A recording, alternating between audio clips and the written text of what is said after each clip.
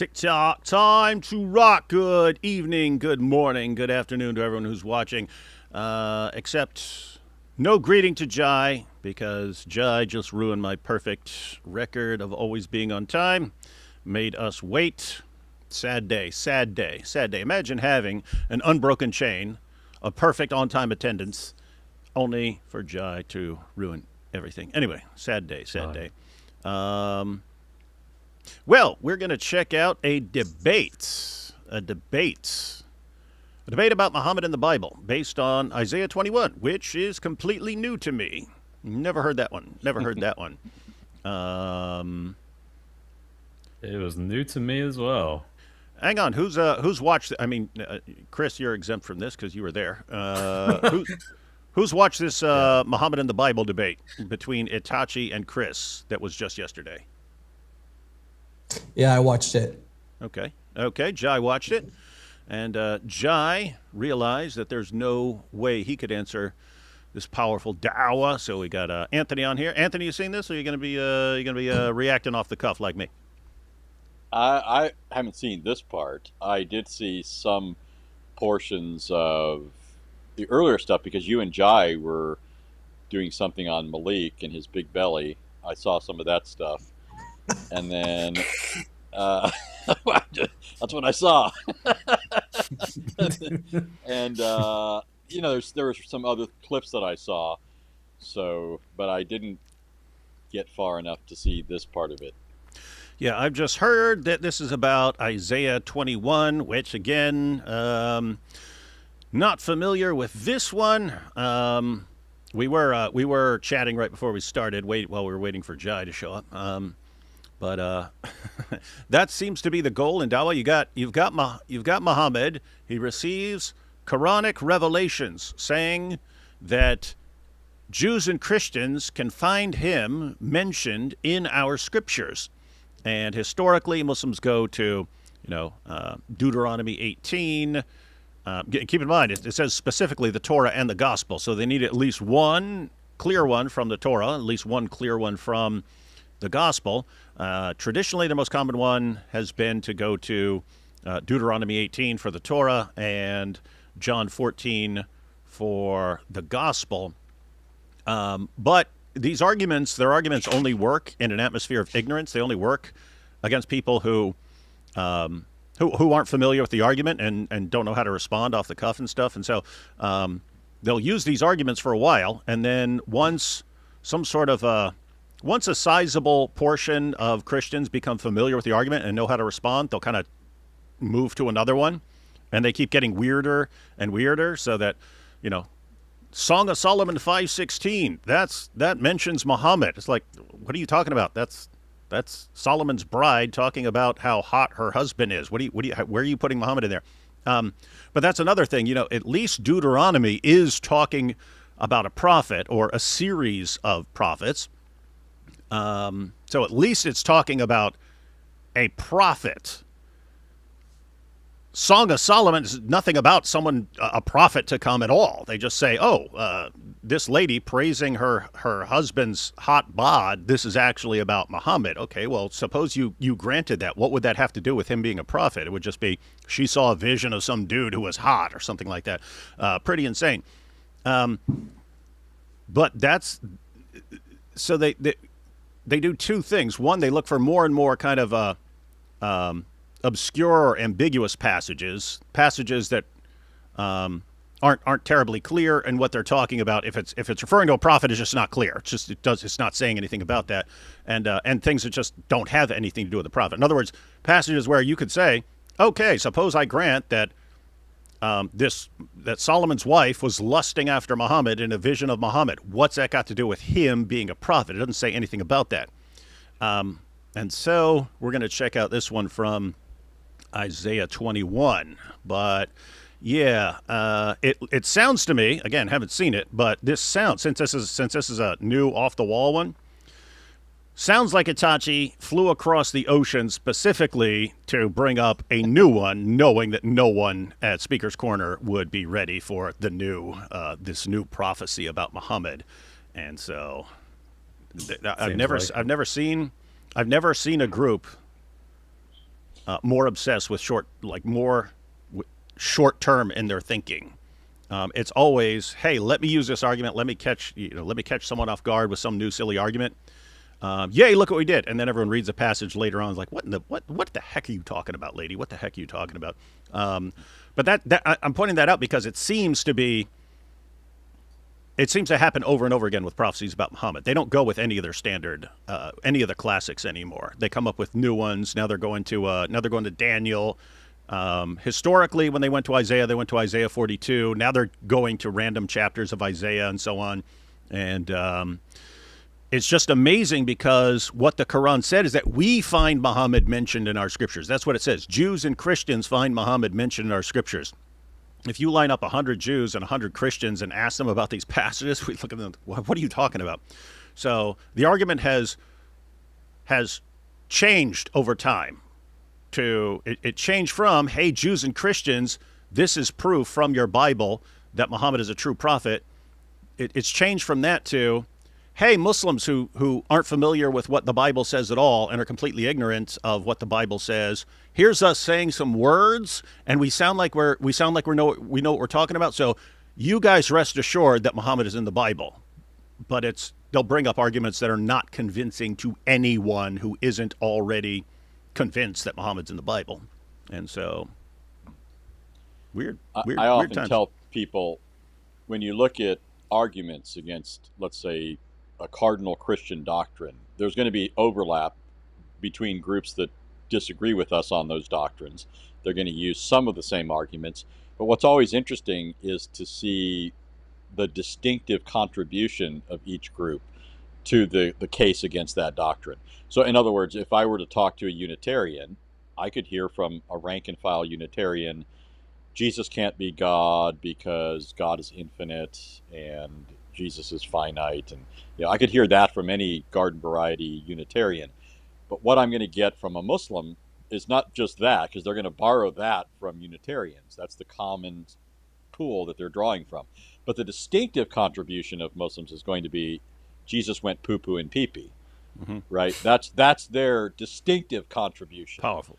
And so when it comes to, I often think in this vein, when they're dealing with passages that allegedly deal or talk about Muhammad, all the standard ones, Muslims have scoured the Bible trying to prove Muhammad. So if you go into a discussion where you aren't familiar with what they're going to bring up, you can be sure if it's not one of the standard ones, they're being even more desperate than they are in the other cases, and it's even worse. Right now, in a conversation, it can be difficult if you're not like off the cuff familiar with what it says. You might have to stop and read it, but that's all it would take, right? You just stop and read it, go through it, and be like, where's Muhammad in this? None of us got Muhammad out of the Bible at all reading it, apart from talking to Muslims, and I'm certain, I bank my life on it, that nobody read Isaiah 21 independently of hearing a Muslim make this claim and thought, oh, of course, the prophet from Arabia, 7th century. I would say no one in history, I would guess no one in history read Isaiah 21 and said, oh my goodness, this is the prophecy the Quran is talking about. Yeah. Oh, okay. Yeah. So when you word it like that, that's true. But when we think of prophecy, we're normally thinking of like positive prophecies. Like if you say Muhammad is prophesied here, you're thinking that the conclusion is that the Bible is speaking about this figure to come, and this figure is someone you should believe in as a true prophet of God. That's not the only prophecy that the Bible does, though. So you actually do have Jewish traditions that will interpret a couple of passages that maybe people will be surprised about, that they say it's about Muhammad, but it's not in a positive light. So it'd be like, like prophesying like the beast, like in Revelation or something like that, or the false prophet or Antichrist or something. So actually, for this particular passage, you do have Jewish tradition that actually says it's about Muhammad, but it's not the way Muslims are trying to portray it as. We can get into that when Itachi brings it up, but it's not in the way that Muslims want it to be. It's kind of like Isaiah uses this, like Isaiah talked about, Assyria falling and things. It makes all these sort of prophecies of this is going to happen, this is going to happen, this is going to happen. But because, Assyria falls or Assyria conquers another nation, the Bible just merely predicts that that's going to happen. That doesn't mean that we should start accepting like the king of Assyria as a prophet of God or something like that. So the whole concept of, prophecy in these discussions, I think, needs to be defined so we can get a full, accurate picture of what the traditions say and what they're not saying, and what the Bible is saying and what it's not saying. So I personally don't think that it's about Muhammad at all in any way. But in Jewish tradition, you do have certain sages and things saying that actually, yeah, this one is about Muhammad and this one is about the Messiah. But again, it's not in a positive light. It's not in a positive light for Muhammad. One thing too, though, to remember about Jewish sources, sometimes they think it quite legitimate to atomize the text, meaning you could just take a verse from any context and use it to any end through some clever, devices, right? So if you could make a play on a word and thereby link it to some other passage, then you can generate something out of it. But they would object to somebody trying to do this and use it in a certain way.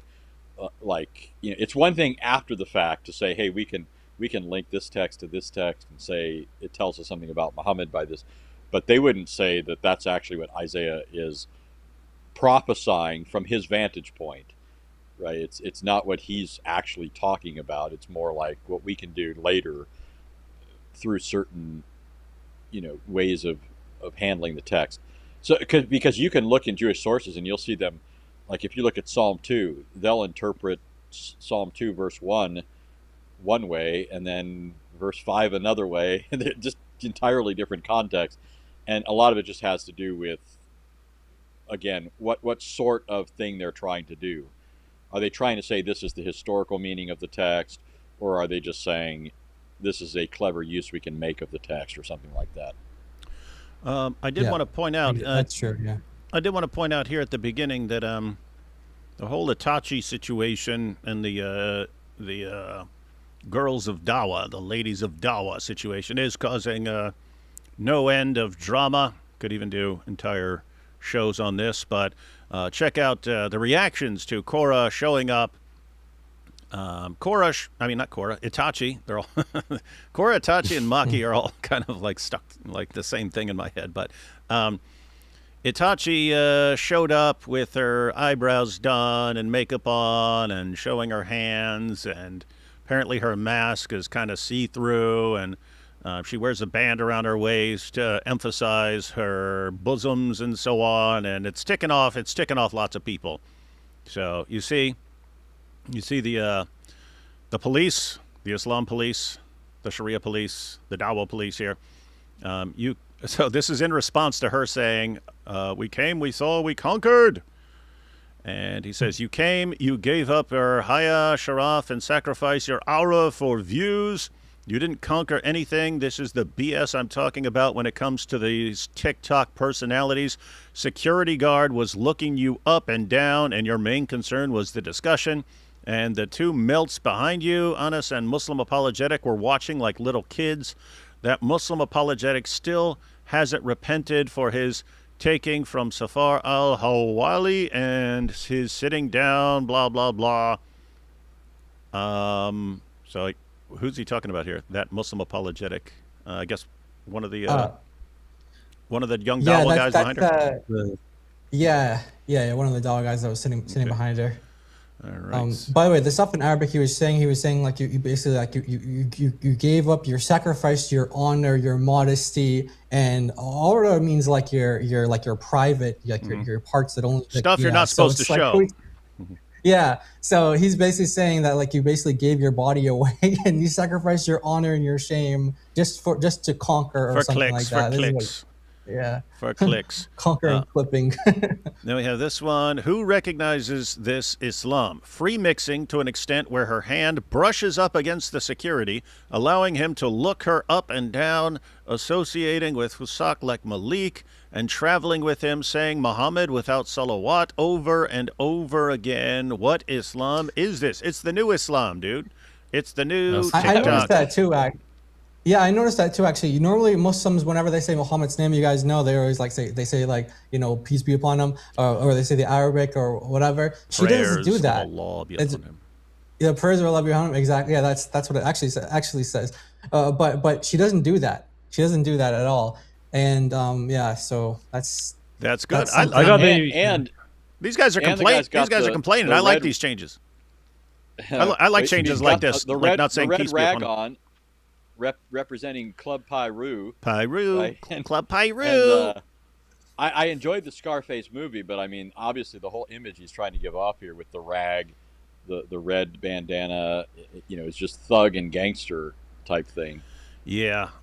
Speakers. Everyone at Speaker's Corner is terrified of Club Pyru, especially when he shows up with a bunch of security guards. What a dork. Bro, is that what he was meant to do? He's meant to be like gangster. Is that what that is? Yeah. Oh, Yeah, so That's why you were so intimidated, Chris. That's why you're so intimidated by. I thought it was like just fashion, like oblivious. Like I mean, thought no. he If that didn't- was fashion, if that was fashion, like scarf around the neck, I would normally interpret that as gay, but apparently it's gangsta where Malik comes from. Yeah. Now the thing is though, if he didn't run around saying Club Pyru, if David happened to have a red bandana, I wouldn't think gang at all, right? David has never been associated with that in my thinking. But this guy goes around saying Club Pyru. Pyru is a blood gang in Compton, and for some reason he thinks it makes sense as a Muslim to constantly run around saying Club Pyru. So when he's got to boot the bandana, which is their traditional flag, if you will, obviously he's trying to send the message. And everybody over there in the UK, colors. Yeah.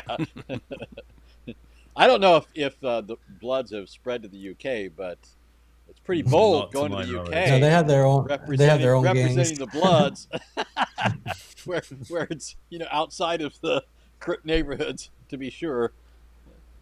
Kind of funny. Yeah. That's me. He's a weird guy. Yeah, so Yeah, he went. So he was calling them an open sinner as well. So yeah, these guys are not received well by the larger Dawah community, and they don't have respect either. Just with that thing about like saying like wishing Allah's prayers onto Muhammad, or like saying peace be upon him. This is something that when, like, for example, when for just using DOC as an example, when she first left Islam, that was one of the first, because she didn't tell her family right away, but one of the first things that they noticed was that whenever Muhammad's name was mentioned, or if she said his name, she wouldn't say peace be upon him, or say the prayers of Allah. So when you come from like a religious family, that's something that you just say, like, it just comes naturally. So everybody says it. They realized that she wasn't saying it, and then they started realizing, oh, she's not praying, and so they started to put these things together. And then the Lord put it on her heart, and she started having conversations with her family about now she's a Christian and she left Islam. But I'm just saying, it goes to the point that these people are not religious Muslims. They do not grow up in religious Muslim households. Yeah, so they're just doing it for who knows what reason they're doing this for, but it's Yeah, so you're saying it basically ties in with the her doing her eyebrows, haram, makeup, haram, all the stuff she's doing, haram, free mixing, haram, and then she thinks that since Islam requires her to have a male guardian with her at all times, she thinks her mom can do that, and she brings her mom. And then when you say, "Hey, where's your where's your guardian?" She goes, "Oh, it's my mom." And that's basically a confession. We don't actually know anything about Islam. We don't know how this works. And if she doesn't know you're supposed to say peace be upon him after mentioning his name, that's something that would have been ingrained into you from birth in an actual Muslim household. And so looking like the whole now keep in mind, you can have like conversions and stuff like that, but she's supposedly coming from this, her Muslim mother, and it's like, we're not buying it. It's like your whole family is a bunch of perpetrators, man. A bunch of perpetrators, a bunch of fakes like Malik pretending to be a Pyru gang member. You guys are pretending that you're these devout Muslims, and you're totally fake. Totally fake. Sounds real fake. We had one more here. Let's see. Hey, it's from Fuzzy Dawah. Oh, this one's about Malik. So somebody, someone messaged Fuzzy here and said, "Fuzzy, Malik ran off as well from Speaker's Corner as soon as he heard Muhammad Hijab was coming. That's why he left early." And they got Fuzzy Dawah. See, we knew it. Yeah, when we knew it, we predicted it. We're prophets here. A Speaker's Corner bystander sent me this. Dr. Malik, is this true? Didn't you want to fight me? Why don't you fight Hijab then, you 6'1" strong guy? Yeah. So, yeah, for anyone who wasn't following the situation, Malik started running his mouth, challenging Muhammad Hijab to a fight, challenging him to show up, knowing that Hijab hasn't been there in forever, right? Hijab doesn't go to Speaker's Corner anymore. But Malik was counting on Hijab not going there because he doesn't go anymore. And so Malik was thinking, Hijab won't show up. And then I can go back to America running my mouth going, Hijab ran from me. I challenged him to face me, but he wouldn't because he was scared of my awesome physique. But then then the word spread around, Hijab's coming, and Malik ran. Malik bolted with his whole group. What an absolute coward. Fun times. Fun times. All right, Chris, before we start playing this, any thoughts on anything we're about to see? Yeah, so I haven't actually watched back the footage of this. So from what I remember, she was very keen to get into this. This was the second debate. So after the whole just travesty of the Islamic dilemma where she was blundering, she got crushed. Stuff up. She looked real dumb. She doesn't real dumb. After that, Malik steps in and he's like, stop it, guys. Let's move on to Muhammad in the Bible. Yeah, you can see him. And then, which is weird, interesting. Yeah, Muhammad in the Bible. But she doesn't really ever try and argue about him in the Bible. I actually have to kind of force her to do that. But so a lot of this debate is basically me listening to her try and explain her case. And for the life of me, I cannot figure out what she's getting at. I don't understand how the dots connect. And I'm just thinking, like, poor girl, she doesn't know what she's saying. She's just been told to say something and is just regurgitating it, but she doesn't know how to present it properly in a way that people can understand. But yeah, so let me know what you think. Let me know, maybe you guys do crack on to where she's getting at. But since I've never heard of the Isaiah 21 magical Muhammad prophecy, I was genuinely baffled at how this could be related. But hey ho, let's find out. Yeah, so again, this would have been the plan. Now, how did that work? Because you debated on the Islamic dilemma. So was it, hey, you get to pick a topic and she gets to pick a topic, something like that? Yeah. So my conditions were, yeah, she can pick a topic as long as my topic will be the Islamic dilemma and we'll go first. So, yeah. Yeah. So wait, to be clear, Malik got to pick the topic. It wasn't her. Malik was the one who told her what to do. Yeah. Oh, no, yeah, because he's the manager. Yeah, he's pointing. Giving the direction. Yeah, he's pointing that out. So Jai's pointing out what happened in real life. So here's what happened in real life, right? So when they started planning this trip, a couple months ago or whatever, it's hey Itachi. Well, back then it would have been hey Itachi and Korra, but then they all split. But back then it would have been hey Itachi and Korra. Here's the plan. You guys are going to have to come up. We're gonna all work together, come up with some argument that no one's ever used over there, and so no one's going to be prepared for it because they've never heard it before. So we need to get that clip, and then we'll have it. And they couldn't answer our powerful argument from such and such. If they insist on doing another debate, we'll have to do another debate first. You'll get crushed on that because you guys suck. But then we'll catch them off guard with this new powerful argument, and then we'll have our TikTok clips. And so, guys, that was I guarantee you that was the plan. Yeah. But it's a dumb argument. It's a dumb argument. Oh man, yeah, it's really dumb. I've had people call me up and say, "Yeah, just so you know, that was really, really dumb what she was saying to you," and I was like, "I'm pretty sure it was, yeah." It's just I couldn't explain exactly just how dumb it really was. So I basically pointed out things around what she was saying to demonstrate just how dumb this was. And there's some really fun, really hilarious moments where she claims to be an expert in Hebrew, for example. So there's a lot of interesting stuff there. But yeah. So yeah, let's get into it, I guess. That's good. And notice Chris didn't run from this argument, unlike Anthony Rogers running from Libiano right before we went live. Lies. Hey, Yeah, so guys, right before, right beforehand, Libiano posted on X. Anthony Rogers ran from me. So apparently, Libiano went in under a fake name and started having a She tried discussion to with. pull a Cora. Yeah, tried to pull a Cora, pretending to be someone else, and then and then once it was clear who he was talking to, then guess what? He's boycotted. He's blacklisted. It's funny, Anthony, because Libiano's the one who started the boycotts. We had a 2-on-2 debate set up. It was going to be me and AP versus Orthodox Lips and D's Responds. And then all of a sudden, out of nowhere, under orders from Malik, they go, "Nope, you're boycotted." Yeah, okay. Then I'll do other things. What do I care, right?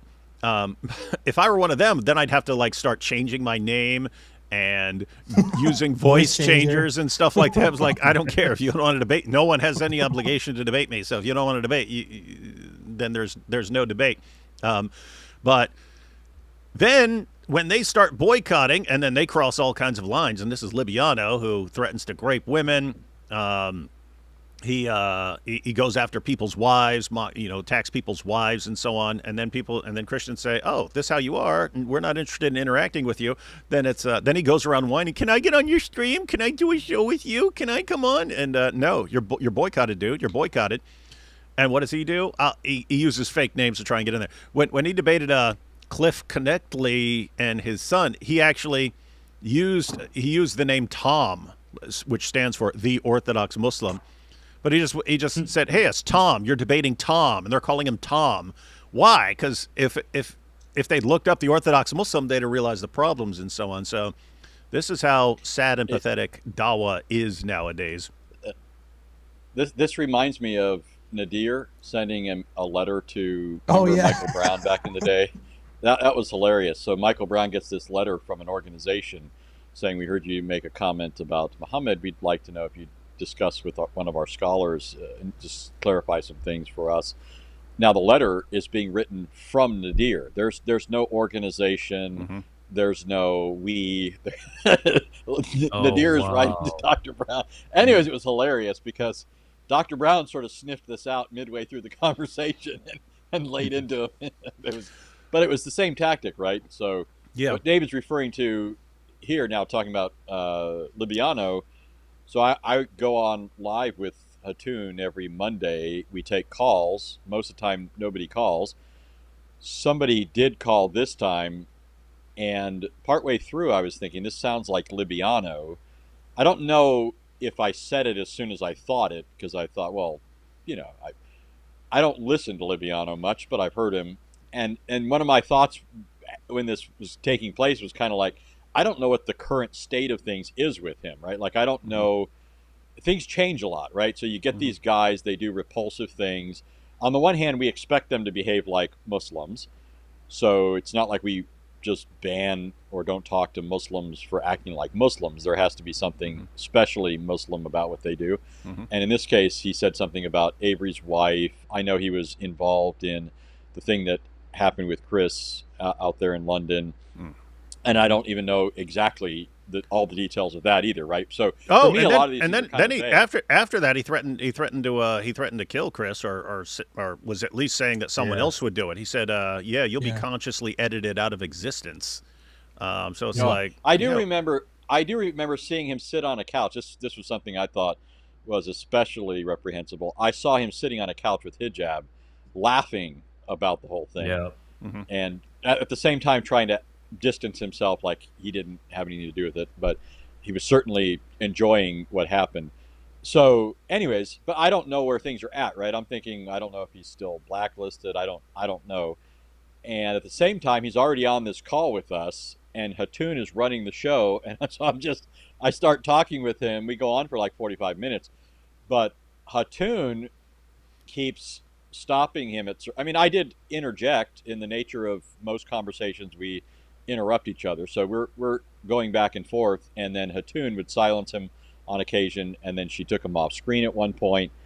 He never shows his face. It's all just like the little icon or whatever.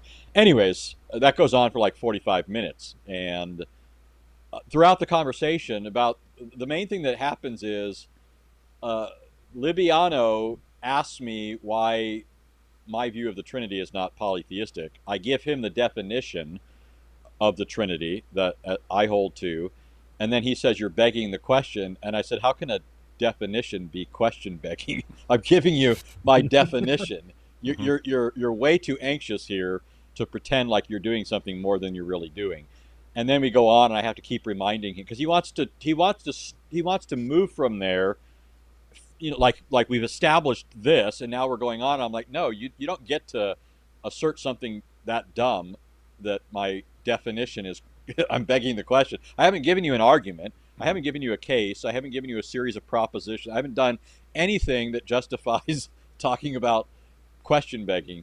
And so we got caught up on that a little bit, and then we got into some of the other stuff. And it was evident to me that he's more used to hearing how some people articulate this than actually listening to what I was saying and understanding my view. And so he keeps making these arguments that really have nothing to do with my view. And that's the bulk of the conversation.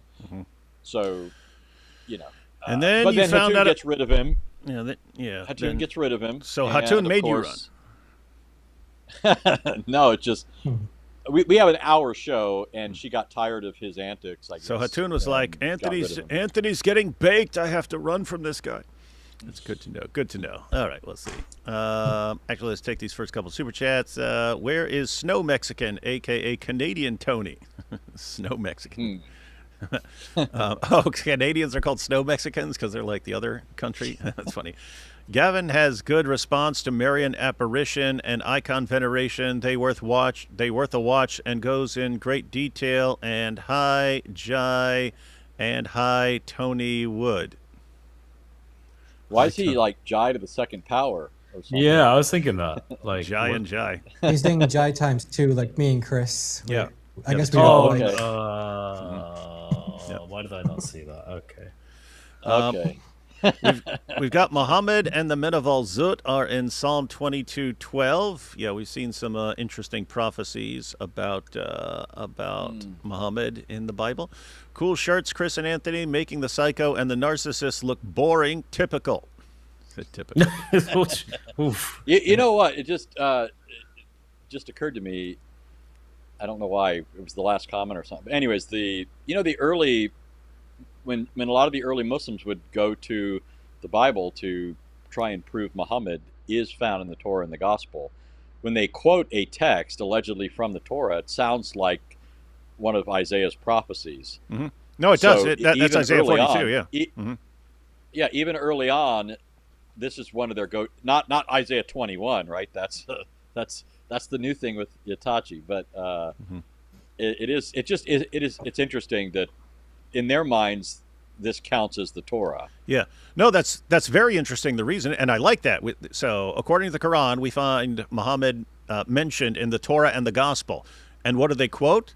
They quote Isaiah 42. Now Isaiah 21. They quote Daniel. They quote Song of Solomon. They quote all these things that are outside the Torah, which means they're granting that even though they believe the Torah was revealed to Moses and these other books definitely are not revealed to Moses, they're granting that all of this is being referred to when the Quran says Torah. And it's like, okay, thank you for that, because now when the Quran says gospel, that can mean the entire New Testament, right? That can mean the entire New Testament.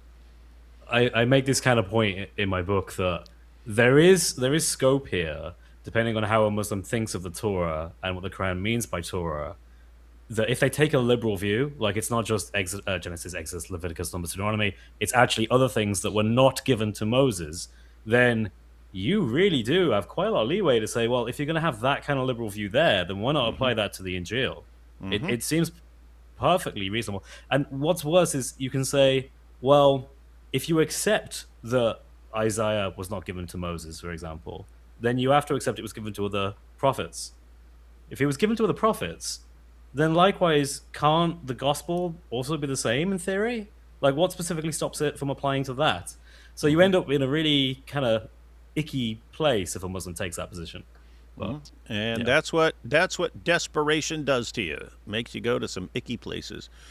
We've got, what was the weather like, Chris? They look like it's November, while you look like it's beach weather. Yeah, Chris is sitting there in shorts, and they're all like, I mean, poncho, yeah, like, ponchos and like prepared wearing for the weather. Oh, and the hat, the Ski like, mask, winter hat or whatever. Yeah. Oh yeah. It was like, okay, like I know I'm very, very white and very, very British, but 20 degrees is very hot for me. Okay, let's just put it that way. It was like 20 degrees. You gotta, so I'm like, you gotta translate that for us like Westerners. We don't know what like 20 70 degrees means. Fahrenheit. Fahrenheit, the correct system for weather. Fahrenheit. Oh, yeah, no, it's like no. around 70 Fahrenheit. I had, you know what I started to do when I first moved to the UK? I started to like, I was like, okay, do the conversion between Celsius to Fahrenheit. And then eventually I just got used to it, but I didn't do I wasn't like, oh, this isn't Fahrenheit. I just like learned Celsius and learned Fahrenheit, but I didn't do the, like converting them anymore. So yeah, if you say 20, I'm like, yeah, that's pretty good temperature. But I have to look up, like, is it 70? I got to check the exact temperature, but something like that. Yeah. The only familiarity we have, like when we take like a chemistry class or something like that, then we use like Celsius and stuff. But when for just weather, yeah, the only familiarity we have with how you guys use weather, it wasn't even you, it was Australians, but that was that song back in the 80s. The Western Desert lives and breathes in 45 degrees. The time has come. And I heard that, I was like, wow, it's pretty cold. But it turns out they're talking about it's really hot, right? Yeah, Australian game. They were one hit wonder. It's pretty good though. So what was the weather like? There we go. Itachi's mom is a mahram because she breastfed her. No, she's good as far as her mom. That's just not someone who's allowed to be her guardian in these situations. Double mahram. Mm-hmm. Chris, at any moment were you intimidated by Malik's presence? And if Hotel Hijab would have shown up, who wins in any sense, in your opinion? Popcorn. Okay, so well, they were actually intimidated by us because they actually stayed away from Speaker's Corner for a while. They were on the outskirts, and someone actually took a picture. I have a picture on my phone of Malik and his crew just outside Speaker's Corner on the main road, just waiting there. You're hiding! You're hiding, boy! You're hiding, boy! So anyway, eventually, so I was like, we actually had a chat, me and a few of us, and we were like, what do we do about that? Should we go to them? And yeah, then we were come like, on in, guys. Come on in. We're not going to beat you up. The water's nice and warm. Come on in. It's fine. So, somebody should check the footage. Maybe he sent a scout in to make sure Hijab wasn't there. Yeah, he probably did. No, they probably did, yeah. We did notice one of their scouts. Yeah, so that's funny. I don't know if that was the reason, but that's funny. Malik's out there. He's like, guys, okay, you go in there and walk around and see if Hijab's there, and if the coast is clear, let me know, and I'll come in and we'll do our debate. But if you hear that he's coming, let me know too, because then we're suddenly gonna have to go real quick. Like, can you imagine? I mean, just think about that. You make this big trip, which is supposed to culminate in taking over Speaker's Corner. You go in there, you do 2 debates back to back with one guy, and you bolt the heck out of there. And I'll bet you he was pulling an Uthman too. He probably took a video saying, we were here from the outside. Yeah. Just in case Hijab was there. He's pulling an Uthman saying, we were here. We went into the park, looked for Hijab. He wasn't there. Mm-hmm. Yeah. Just so he can say later he did it, even if he didn't do it. We actually thought that, and my response in my mind to if he doesn't turn up and we think he may have done that, we actually are just going to record us saying that we're here and he is not. Mm-hmm. So we have like our own clip of so yeah, we kind of thought they might do that. But yeah, he's not intimidating. Yeah. He's not. He's actually socially awkward, in my opinion. Yeah, I got the impression he's very social. Because when you just hear his voice, I think he gets so lost in his own persona that he's quite confident in and quite comfortable in it. But in real life, he is so awkward. I've said it before, but he just looks odd. Okay, his posture's odd. His body movements are weird. He's just a strange guy. Really, he's not intimidating. He's a lot less intimidating than how we portray him. Weirdly. I actually think in real life he's a lot less intimidating. So you don't think he'd fit in perfectly with DJ Quick, who actually was from Pyru. No. Oh, right. I think it'd be hard for him this guy to is the fit in a lot this of guy things. is the opposite of that. Yeah. This guy belongs in D&D club somewhere. This, I mean, Dungeons and Dragons, right? Those who don't know. Literally, Hey, that's next where up on he Club was Pyru, we're gonna have a Dungeons and Dragons tournament, everyone. Yeah, seriously, that's what I think when I see the guy, and it's not to insult him. It's just that's the kind of personality I get from seeing him. Y'all catch the new episode of Stranger Things? It's all based on D&D. And that's why you should fun be a time. Muslim. Fun times. We got. I really appreciate you all. I appreciate you all. Praise to Jesus. I really don't understand why Muslims even try to defend Momo, the all-zooted and false demonic lies. Yep. 3 guys in beards and 1 GWA. What's that mean? British. He defines it Oh, afterwards. ginger with attitude. There we go. Ginger with attitude. Hey, I'm not ginger. hey, Anthony, is I'm there? blonde. Yeah, he's blonde, guys. He's blonde. Jai looks more ginger, but gingers with attitude would be a cool. If no one's, is that a thing? That should be a thing. If it's not, that someone should do that. Gingers with attitude. Sorry, Chris, I just could not resist. Then, God bless and thank you all. Muslims really hate their own women, condemn her for every little thing. May Jesus come into their hearts. Oh, hi, David. I heard AP is no longer Turkish. One of us. Yeah, he's Greek. He's 100% Greek. And then we've got 20 degrees Celsius, lol, so they're dressed appropriately, and Chris is just British. There we go. Yeah. All right. All right, we ready to check out this debate? Let's do it. All right, let's check out the powerful Dawah. They flew across the entire ocean to give this as their new signature argument that we'll probably never see again because it sounds terrible so far. Just so everyone knows, my wife has headed to Bible study. I've got my 8-year-old watching, checking for alarms for his brother. He's gonna run in and tell me if any alarm goes off, but I'll probably every once in a while just go check, make sure everything's going fine. But let's check this out. Here we go. Chris versus Itachi, Muhammad in the Bible. Here we go. But let's get to Muhammad in the Bible. Okay? All right, beautiful. So, are you aware of the account in Isaiah 21? Yeah. Are you referring to the silencing of the prophets regarding No, I was prophecy? talking about Babylon. Okay, I must listen to something else. Yeah, then. so Isaiah 21, it starts off from verse 1 to 10, I believe, if I'm not mistaken. It talks about the Can you Babylonian... introduce this to the crowd? Sure. So Just tell me in what Isaiah, you're going to be like. You know what you're talking about, what this is about, what you're getting at, that sort of thing.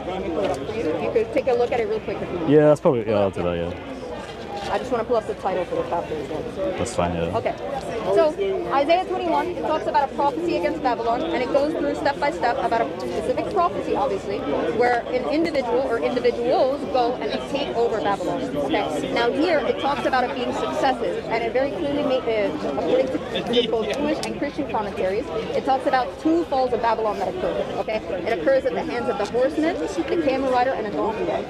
All right, so we want to know who these individuals are, when these exiles occur, these falls or the prophecy falls occur during the actual historical period or relevant historical period of Babylon, and we're gonna go over the details more clearly. Okay, so in Isaiah 21 verse 6, it talks about. Okay. So, Yep. is this? So you're arguing Muhammad's in the Bible? Is that what you're doing now? I'm arguing that Islam in general is spoken about in the Bible in terms of Okay. being God's people. So it's In not this corrupted? chapter. In this chapter. Wait, in terms of Oh, what? beautiful. Is this corrupted? What did she say? She said Islam being in the Bible in terms of what? Yeah, let's play that again. I thought she said in terms of being God's people. Whoa. Okay, that's good to note. That's would be so very that's what good to she's know. trying to prove. That's Yeah, what she's I trying to don't know. prove here. Yeah, I don't know. God's Let's see. people. Yeah, and guys, we know it's I'm a just little writing it. difficult. I'm just writing it down so I can touch on that point afterwards because that's important. Yeah, guys, we know sometimes it depends on the background noise, but sometimes a little harder to hear Cora, and sometimes it's easier. But let's see if we can make out Itachi. what she's saying here. Oh, Itachi. Okay. Yeah, and by the time Itachi leaves Malik, then it'll just be Mackie, There'll be a new maybe one. someone new, and then I'll be calling Mackie Itachi and stuff. It's just, yeah. All right, here we go. Okay. So, in Isaiah 21, verse 6, it talks What? about... Okay. So, You have a question? is this? So you're arguing Muhammad's in the Bible? Is that what you're doing now? I'm arguing that Islam in general is spoken about in the Bible in terms of Okay. being God's people. So it's In not this corrupted. chapter. Is that what it sounds like? Being In God's terms of being people. God's people. Yeah. Okay. In terms That's of being what I God's heard, yeah. people, that's good to know because I'm not sure where that's coming from in Isaiah 21, but let's see. I just want to say as well, like this whole thing was introduced as the topic is Muhammad in the Bible. So is he not in the Bible? It kind of, I guess it just sort of blends into a lot of things, but the debate's not really well structured as she doesn't set it up very well, I don't think.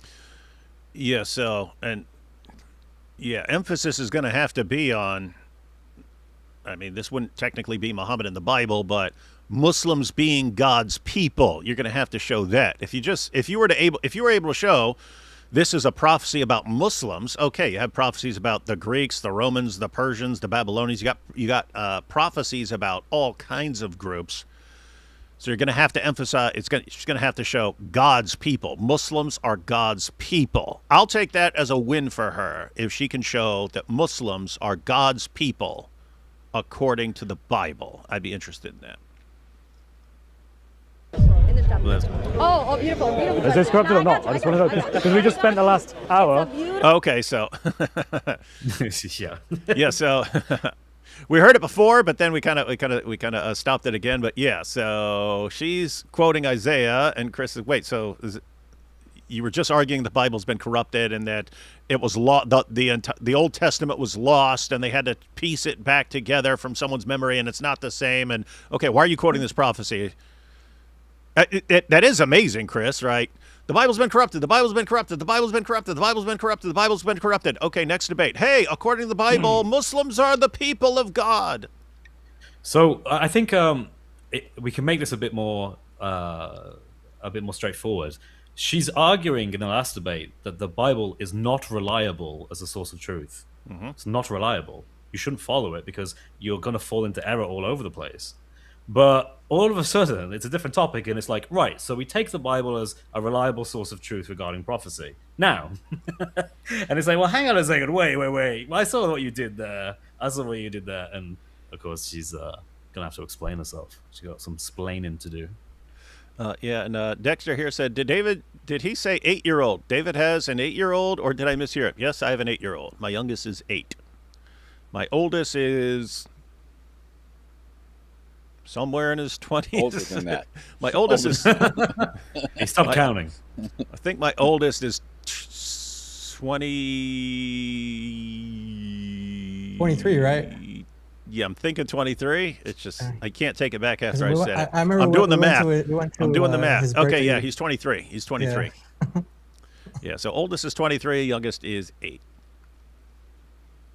Arguing that you were saying it's a beautiful corrupted, so I'm a bit question, confused and now. I'm gonna deal with this. Okay. So, prophecies. Wait, fill me in on this.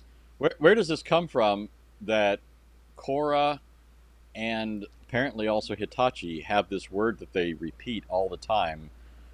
So That is weird, isn't it? Korah says perfect. Yeah, and this she girl says, okay, beautiful. Beautiful. Yeah. Yeah. Is that? Do they have their own little buzzwords or Isn't that catchwords? weird? Has Malik assigned them certain speech that they're supposed Yeah, to use? you have to wonder because apparently Malik has some weird fetish for Malik's angels Colors? or Malik's shaitans. Malik's fallen angels. Yeah, Malik's fallen angels, but he wants them to dress in the niqab, but nevertheless to draw attention to themselves through colorful garments and stuff, and to he wants them to have anime or manga names.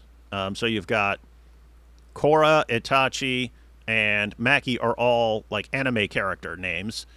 Wants them all to dress like this, and apparently he wants them all to have this little thing they say in response to no matter what anyone says. You can say, Muhammad's a child molesting, murdering rapist, and she go, okay, beautiful, and just move on. Beautiful. Korra would say, okay, perfect. We saw this over and over and over again. Korra would debate. People would just blast away at Muhammad or Islam or something like that, and she'd go, okay, perfect. It's like, why would you say perfect? Why would you say beautiful? You know what's interesting then, on top of all the other stuff, so she doesn't repeat the normal Muslim mantra, peace be upon him and stuff like that. Mm-hmm. but she repeats the given mantra that Malik assigned to her. Malik's mantra. Beautiful, perfect. Muhammad. Okay, beautiful. Yeah. just combine them. Why not? All right. Come from God, correct? True prophecies only come from God. You mean ultimately? No, you can prophesy. No, because you can prophesy anything, and it happens to be true. True prophecy. Yeah, of course. I prophesy it will rain in England in the next year. That's a prediction, sir. Well, there you go. Yeah, a prediction. The difference. But how do you separate that? Oh, wait. Wait. What is the difference between a prediction and a I prophecy? got you. Okay, a prediction uses some sort of data and empirical. No, I'm not using any evidence data. In order to be able to conclude That's not a true. certain relevant matter in regards to it. Okay. No, Versus a I'm not using any prophecy. data.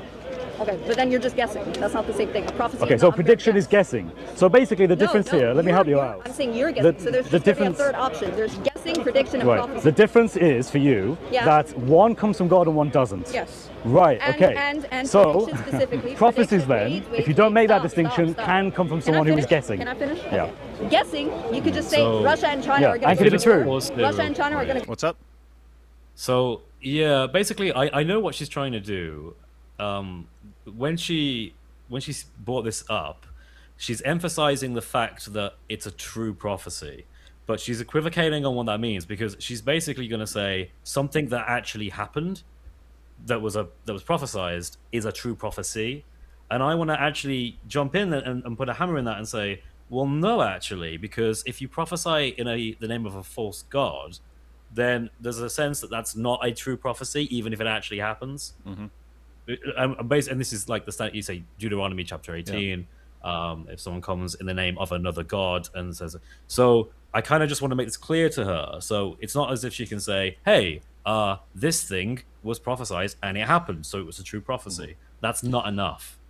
Yeah, and she's wrong, even according to Islam. We'll let her finish. We'll let her finish this point before actually getting to her argument. But want to hear her out on this. But she's wrong, even according to Islam. You have in the Hadiths these passages where people are bringing up to Muhammad, "Hey, what about the soothsayers or the foretellers? These are people who are predicting the future." And she'll say, "Ah, it's a prediction." No, these are people who are claiming like some sort of revelation or inspiration, telling them the future, and Muhammad said, yeah, don't worry about that at all. And they said, but they're getting things right. And Muhammad says, yeah, they're actually getting it from the jinn. They're getting it from the jinn. So jinns are hearing Allah's plans, and then they tell the foreteller or the soothsayer what's going to happen, which allows them to make accurate prophecies, the prophecies that come true. And so, yeah, she don't even know what she's. This is like her not knowing what that hadith about Moses was about, and thinking it's about him covering up his hand, and not about the hernia, which is what it actually is about. So I don't think she knows about Islam, and this ties in with her not knowing that she's supposed to say peace be upon him and things like that. She doesn't seem to know a lot. So she memorizes an argument, but she still doesn't know much about Islam. But let's see. And can it be true? It can be true. Right. Okay. However, okay, prediction is not. You're the talking same thing. specifically about Can I prophecy finish? from Can I God. finish so you can understand? You're trying to run from it already. It's really hilarious how he doesn't want to actually deal with the topic. So, Okay. prophecy, okay, comes as divine revelation from God. Yeah, you don't want to deal with the topic because you're pointing out the obvious, that just because someone makes a prophecy, that doesn't make it from God. And if someone makes a prophecy and it comes true, that doesn't mean from God. That doesn't mean it's from God. That's according to the Bible. According to the Bible, a false prophet can get something right. Don't believe him just because he got something right. And according to Muhammad himself, a guy claiming to be a foreteller, delivering some prophecy about what's going to happen in the future, can get it right and can even have supernatural help in getting it right. And that doesn't mean that these guys are true prophets and so on. So anyway, she doesn't know the Bible. She doesn't know the Muslim sources. This is and then she's insulting you over her own ignorance. Crazy. Well, she needs some kind of like gotcha moment, right? Yeah. So she's like trying to fish for one, but I'm trying to sort of like make her think a bit more. Like, don't have this simple view because it'll fall apart when it's challenged. Like, think a bit more, but not doesn't have. Yeah, that seems like something where when Malik is preparing her argument for her and like writing it out, she's like memorizing the premises and stuff like that. And one of them is a true prophecy has to come from God, right? Do you agree? and they just expected you to agree with that, and you're like, no, that's not actually it's not actually correct here. Correct? True Okay. prophecy. Is that okay? If you define it that way, yeah. Okay, beautiful. That's what Deuteronomy 20 says. Sorry, 18:20 says. 20 to 22. It says that if a prophet comes and speaks or presumes to speak in the name of the Lord, and this thing does not come to pass, this person is spoken presumptuously. Do not believe. Okay. Right. So the Bible makes Because it clear. in that case, they will be proclaiming it's coming from God, right? They're claiming that it's coming Yeah, from God. okay, It's false, but it's not. and then it doesn't pass. Okay, right, But okay. if it's true, then it does come. Okay, from right. God. Okay. So you think Yeah, here again, she doesn't even know it because it's also in Deuteronomy. If a false prophet gives a prophecy and it does come true, still don't believe the guy. Still don't believe the guy. So yeah, she doesn't know what she's talking about. She memorized what was on her paper, and still this is she. Notice everything she's saying is wrong. Everything she's saying is wrong according to the Bible and Islam. It's weird. that Muhammad is? I'm just trying to figure out what you're getting at because you're jumping to places. Yeah, no, I'm not. Really I'm not saying that. I'm not insulting you. You went to Isaiah 21, and I thought that was going somewhere. Now we're at Deuteronomy 18. Isaiah, no. Deuteronomy 18 is the criteria for what it means to be a true prophet. Okay. Okay, In alright. that criteria, I'm not talking about Deuteronomy 18:18. No, Deuteronomy 18:20 is telling you how to definitely spot a false prophet. If someone delivers a prophecy and it doesn't come true, someone claims to deliver. If someone says this is a revelation from God and it's not a revelation from God, or if someone speaks in the names of other gods, it's telling you how to identify someone who is a false prophet. That's different from saying, oh, if someone predicts something and it comes true, he's a true prophet. It's two different things. Yeah, once again, she doesn't know what she's talking about. Since she might, I'm guessing she goes on to Isaiah 21 here. Let me just bring up the passage so people know what I'm talking about. Here's an example. So this is Sahih al-Bukhari 5762. Narrated Aisha, some people asked Allah's messenger about the foretellers. These are people who are predicting the future. He said, they are nothing. Really? Well, they're predicting the future. They said, oh, Allah's messenger, sometimes they tell us of a thing which turns out to be true. So these guys are saying, hey, here's what's going to happen, and then it happens. Allah's messenger said, a jinn snatches that true word and pours it into the ear of his friend, the foreteller, as one puts something into a bottle. The foreteller then mixes with that word 100 lies. So this is talking about people actually having some sort of supernatural revelation. The jinn actually sneaks in and listens to Allah's plans and then passes it on until it gets to the foreteller, the soothsayer.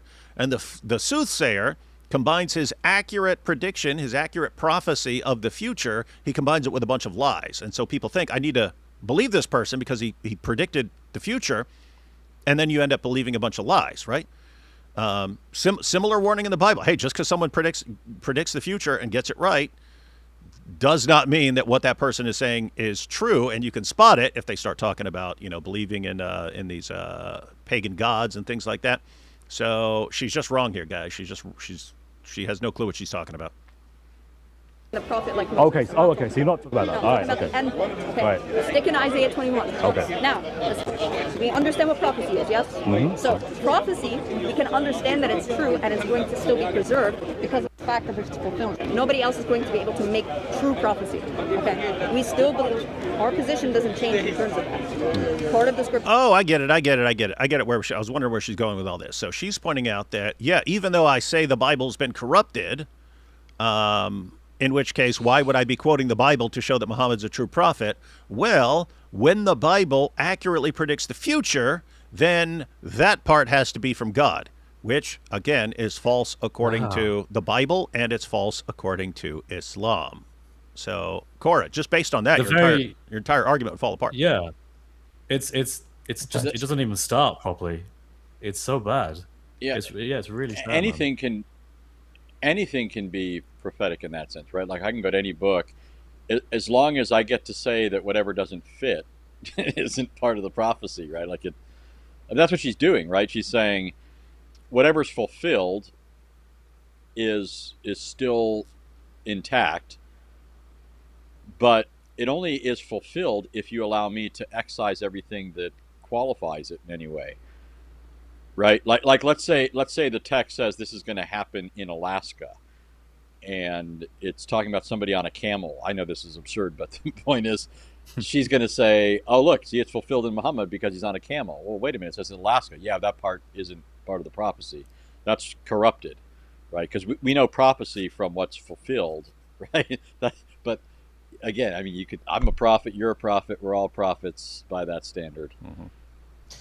Let's see. It's also interesting, and this has been pointed out before, that this is like opposite world with the early Muslims. Early Muslims, when you did start to get the idea of the Bible being corrupted, creeping into Islamic thought, it's exactly the opposite of what Muslims today say, right? So they actually said, oh, they were removing Muhammad from the Bible. Like if there's prophecies or descriptions of Muhammad, that's the corruption, that they're removing him from the Bible. So he's predicted, he's prophesied. They even go into great detail, such like they talk about the height of Muhammad, the color of Muhammad, what he looked like, all this great detail that Christians and Jews supposedly corrupted out of the Bible.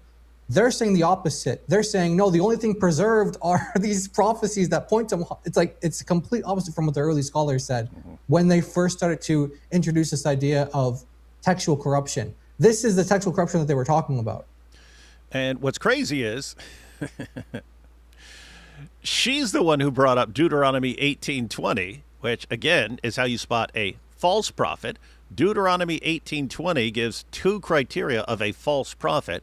If a prophet delivers a revelation that doesn't actually come from God, and you can verify this doesn't actually come from God, or if a prophet speaks in the names of other gods, in other words, promotes polytheism, that's a false prophet, and he would have been sentenced to death. He would have been executed by Moses. Right? Why is that relevant? Well, Muhammad did both when he delivered the satanic verses. He did both of those, right? And you don't have to prove that what he said it didn't come from God. He confessed. He confessed. This is History of At-Tabari, Volume 6, page 111. Muhammad says, I have fabricated things against God and have imputed to him things which he did not say. So this is Muhammad saying, yeah, I fabricated this. Okay, you're a false prophet. You would have been executed just for that.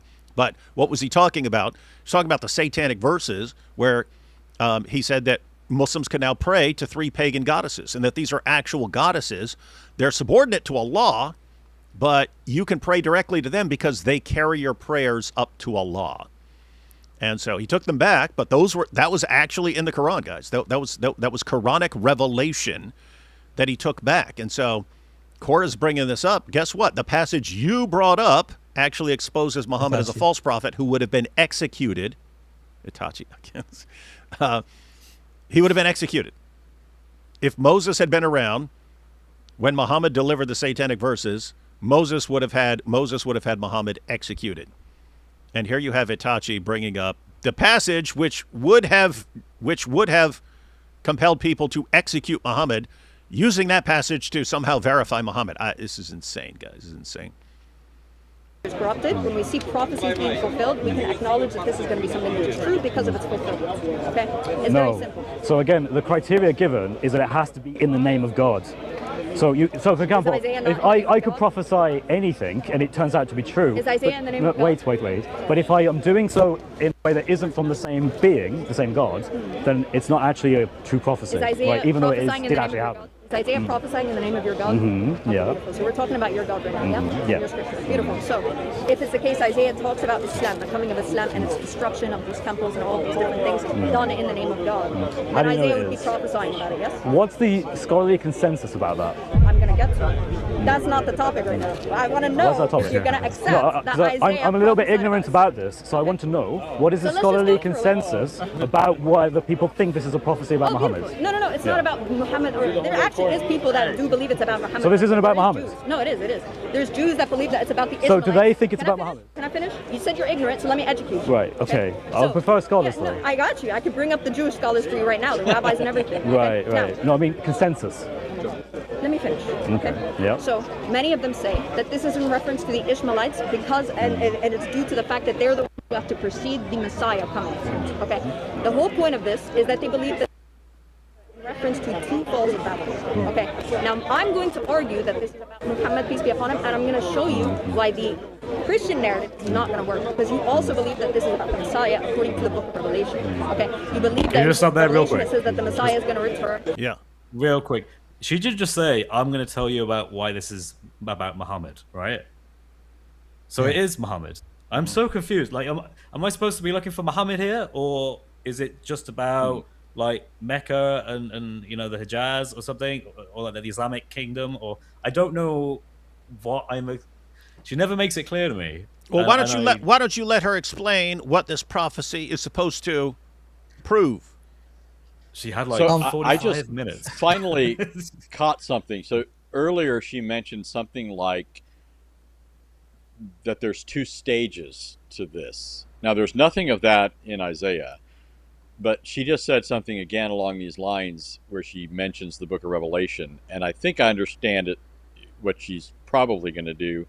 So in the context, I mean, this has absolutely nothing to do with Muhammad. I'm jumping the gun a little bit, but it's talking about the Medo-Persians going in and sacking the Babylonians, crushing the Babylonians. But then Babylonians in Revelations, the Babylon has So what happens is this language is repurposed in Revelation, where John uses Babylon as a reference to the target that he's talking about in Revelation. He's calling the great city Babylon and saying it's going to be destroyed. He's not saying this is the meaning of Isaiah's prophecy. He's using Old Testament prophetic apocalyptic language, and he's repurposing it in the book of Revelation to talk about some future event.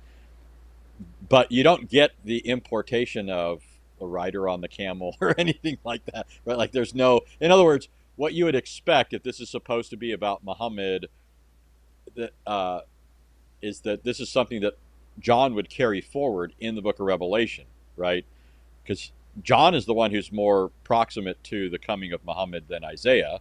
He's closer to the fulfillment. So if this is the reiteration of this and it's pointing down the corridors of history to Muhammad, where's all the talk about Muhammad and the rider on the camel and all that? Anyways, we'll say more about this, but I think I kind of get what she thinks is the logic of this, that it's talking about Muhammad eventually, like through John at least, something like that. I'm glad that someone has got that, because I'm not saying it makes sense. No, you said I'm not saying it makes sense. Anthony said this is persuasive, and he's about to convert to Islam. He's already got the beard. So a couple of things here. So she talks about how you talk about prophesying in the name of God, and she's like, "Oh, is Isaiah prophesying in the name of God?" She's asking you if you believe that about Isaiah, but you were asking in general because the question is really to her. She's the one making the argument, so she's not arguing it from like your framework or your worldview. You're trying to get her in her worldview where she says that the Bible is corrupt, and she's saying that, okay, here's something that I think actually takes place, and because it takes place, that is proof that it's a true prophecy. But you're saying, well, is it in the name of God? And she's like, well, is Isaiah prophesying in the name of God? But the question is to her, does she believe that? Does she believe that Isaiah is prophesying in the name of God? How can she prove that from an Islamic framework? How can she prove that? Yeah, what is she? Because that what would is she entail like? the scriptures are reliable, right? Mm-hmm. That's what you'd have to. Yeah, exactly. Yeah, so, and that's but that's why she said, well, if a prophecy comes true, that's how I would know that that's part of the uncorrupted part. But again, that's wrong. That's wrong according to both the Bible and Muhammad. Muhammad, it doesn't. Yeah, someone can predict accurately, and it doesn't mean it's from God. Right, exactly. Yeah, so they both agree. She has to say. Yeah, she has to say. I think I'm lagging. Sorry, I think there's audio lag. Sorry about that. You're good. Yeah, but she has to say that the book of Isaiah has some true statements in it, but 99 lies, right? Which basically is the hadith, right? Muhammad's saying that the soothsayers, the false fortune tellers, have a little bit of the truth mixed with a bunch of lies. That's her view of the book of Isaiah. So is Muhammad saying to listen to the soothsayers because there's a good chance you'll determine which one is the right one out of the 100 things that they say, 99 of which are false? Something like that. Well, let's find out. And there's going to be when she brings. yeah, when she brings up that she can bring up many Jewish traditions or many Jewish sources that say that this is about Muhammad, that's a complete lie. I've found maybe like like two out of a handful who actually talk about this, and the context is you know, like Maimonides, for example, he writes in the epistle to Yemen that he links the one who rides the donkey to Zechariah 9:9, so he says that's the Messiah, and then he links the one riding the camel to Muhammad. That's true. That's after he literally a couple sentences before he calls Muhammad a madman. So this is not in some positive context where he's thinking like, okay, so in other words, it's usually like this is how kind of the Messiah is coming is usually portrayed in Jewish thought. It's that once all this evil happens, then the Messiah comes and rescues them. So the idea is like, okay, so here you go, you have this evil guy coming, the ones who are riding the camel, and then the one who's riding the donkey. This is the Messiah, and like you kind of like change it. You know, they can even change the order if they this is just the one kind of way of thinking about it. That's how some Jewish traditions, like either the world's entirely righteous or entirely wicked. So that's like one tradition. Most of them take the view that this is the historic view. This is about this is about Cyrus.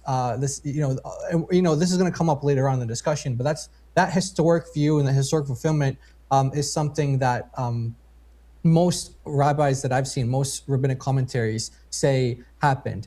And she's going to make a point about something like whether it's singular or plural, but that's going to backfire on her as well.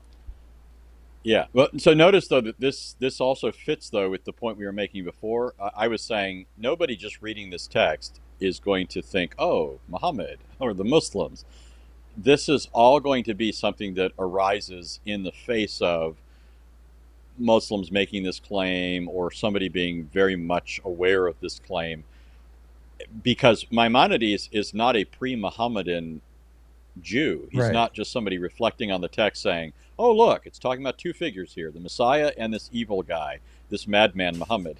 It's after the fact where he's in a Muslim context, right? He lives in Islamic Spain, and this is a live reality for him. And like many Jews, they would often find texts and use them as the occasion to say something. You're not going to get Muhammad and Jesus out of this path. I mean, just because we are saying they're lame for saying Muhammad's here doesn't mean we're going to be equally lame and pretend that Jesus is here. But the context, if you don't isolate the verse just because it presents an occasion to say, hey, look, a camel, right? So let's talk about Muhammad now. But if you look at it in context, it's not talking about somebody in 7th century Arabia. This is Isaiah the prophet writing 7 centuries before Jesus and a millennia before Muhammad. And he's talking to Jews for whom Babylon is the great problem. This is what he's directing his prophecy to. And he's telling them that the lands of Iran, I mean, the Medo-Persia, right? This is what their concern is. He even names it right there in the text.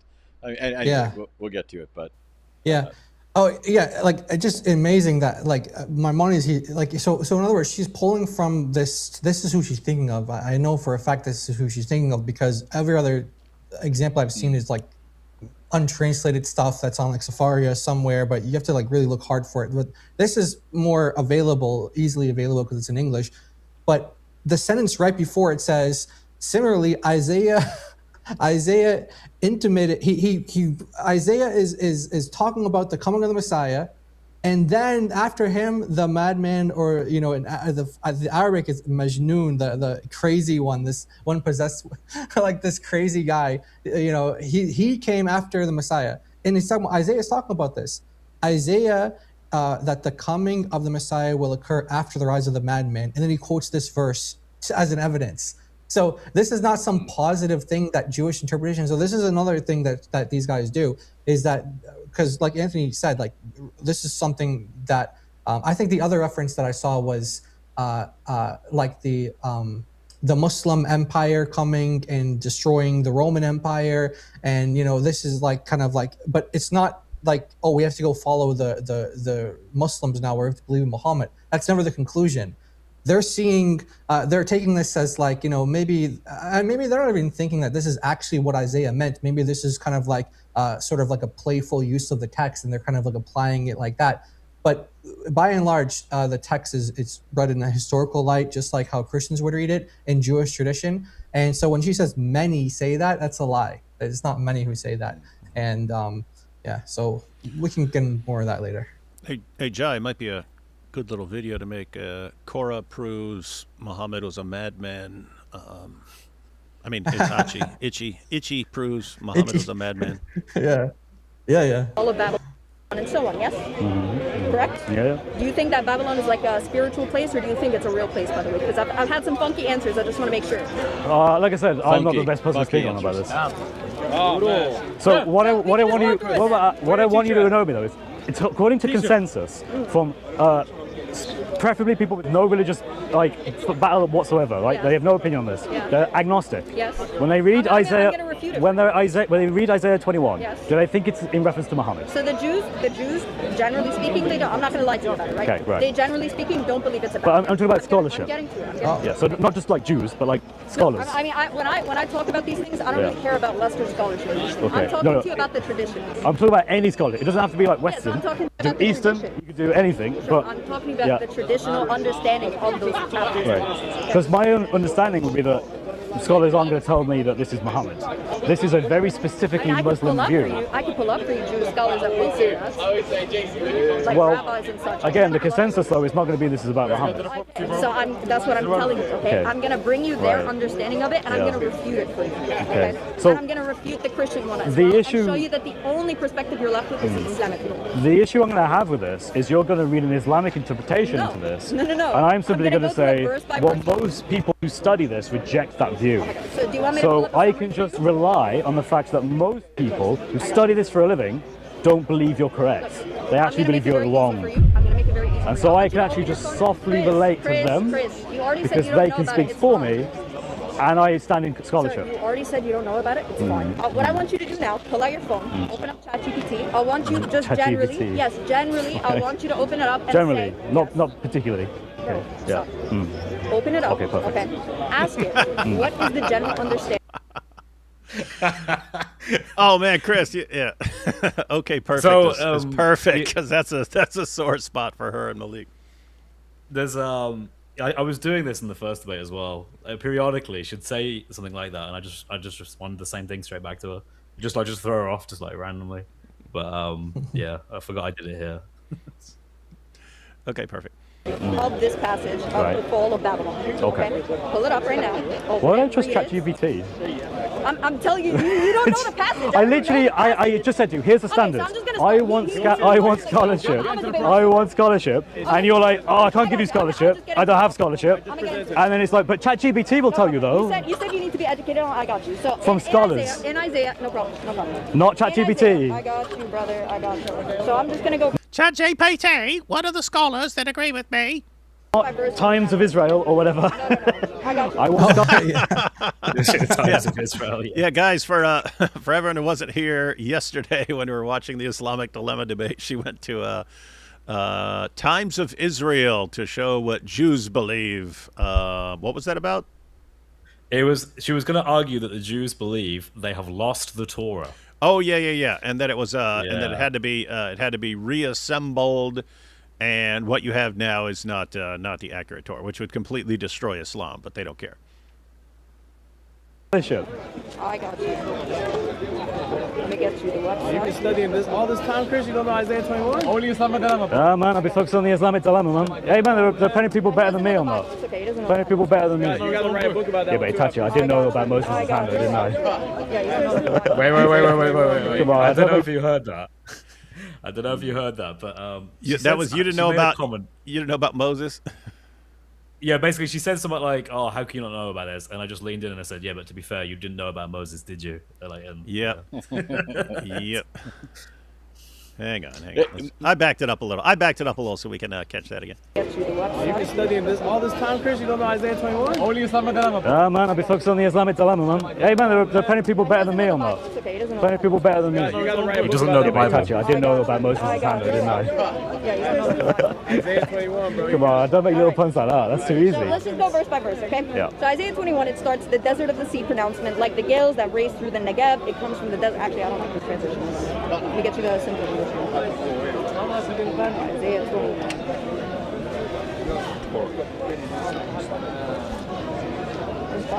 Because we're gonna need that. We're gonna need that one for Chris. All right. So the chapter starts off, it says Babylon is fallen. It says this is the burden against the desert by the sea. Like whirlwind sweeping through the Negev, an invader comes from the desert, from a land of terror. A dire vision is declared to me. The Land of terror. Who else could that refer to but Muhammad? It's a land of terror. This is just proof. incredible. This is the proof. I mean, it's this a is land like of terror. this is like granting like that. Like, let's just say, okay, even if this were about Muhammad, like read. Is she familiar with Isaiah at all? Like Isaiah often talk like He's an expert. Assyria is the rod of my anger, and by the way, I'm going to send them to an ungodly nation. It's like over and over and over again, And then you have like Nebuchadnezzar spoke of in Jeremiah. You have like Gog. You have the false prophets to come. In Revelation with the beast and the false prophet and things like that. It's like, even if this were about Muhammad, let's say like this text were about Muhammad, this doesn't prove that therefore you should follow him and believe in him. And I think that's also what, Chris, you were trying to get at the beginning there. You're like, can you lay out the case? Like, what is the case here? What about this proves Muhammad is a true prophet? Yeah. How do you prove that? Exactly that. It doesn't. I don't know what the significance of all of this is. It just seems like we're playing this game of let's see if we can like make this Islamic somehow. And I'm like, why? Yeah, it never comes to a clear answer. Yeah, that's. I mean, because Jai's asking, does she know about Isaiah? What the message you get from the prophets? The message you get from the prophets is that God will use pagan nations to punish Israel when Israel rebels, but then he will punish those pagan nations with other pagan nations. He will send in a pagan nation to punish. So he'll say, "Hey, they're going to come in here and deliver judgment to Israel, but then I'm going to punish them for all the messed up stuff that they've done, and I'm going to send in another pagan nation." So if you're just saying, "Hey," and again, I don't know where she's going with this, but if you're just going to say, "Hey, Islam is one of the pagan nations that are punishing another pagan nation in Isaiah," you could grant that. You could grant that. Right. Yeah. I could grant that Islam is one of the pagan nations. Like, you could view that.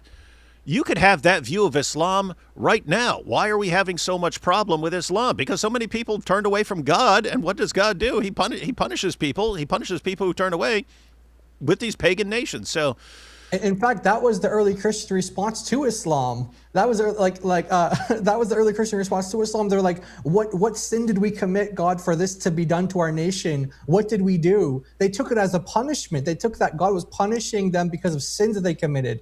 Not that he's abandoned them and then now they've become Muslims. There's I think it was, someone told me, Heraclius, the emperor, apparently when Islam started spreading and taking over large swathes of the area, apparently he did this thing where he confessed to sin, which was something really weird, like he had relations with his niece or something, and he associated it, his own sin, with the coming of Islam. So he was like, God is punishing me, being an emperor, doing this sin, by allowing Islam to come in. And I always thought, that's such a... Oh, Issa's here. Yeah, speaking of Muslims bringing punishment, now we have Issa here. David, I'm gonna reset my computer real quick because I do have an audio lag, so I'll be back in like a minute. Okay. Oh yeah, I'm just gonna go for a little bit. Now Issa's here, but yeah. Jai is running from Issa's powerful Dawah. All right, here we go. desert by the sea.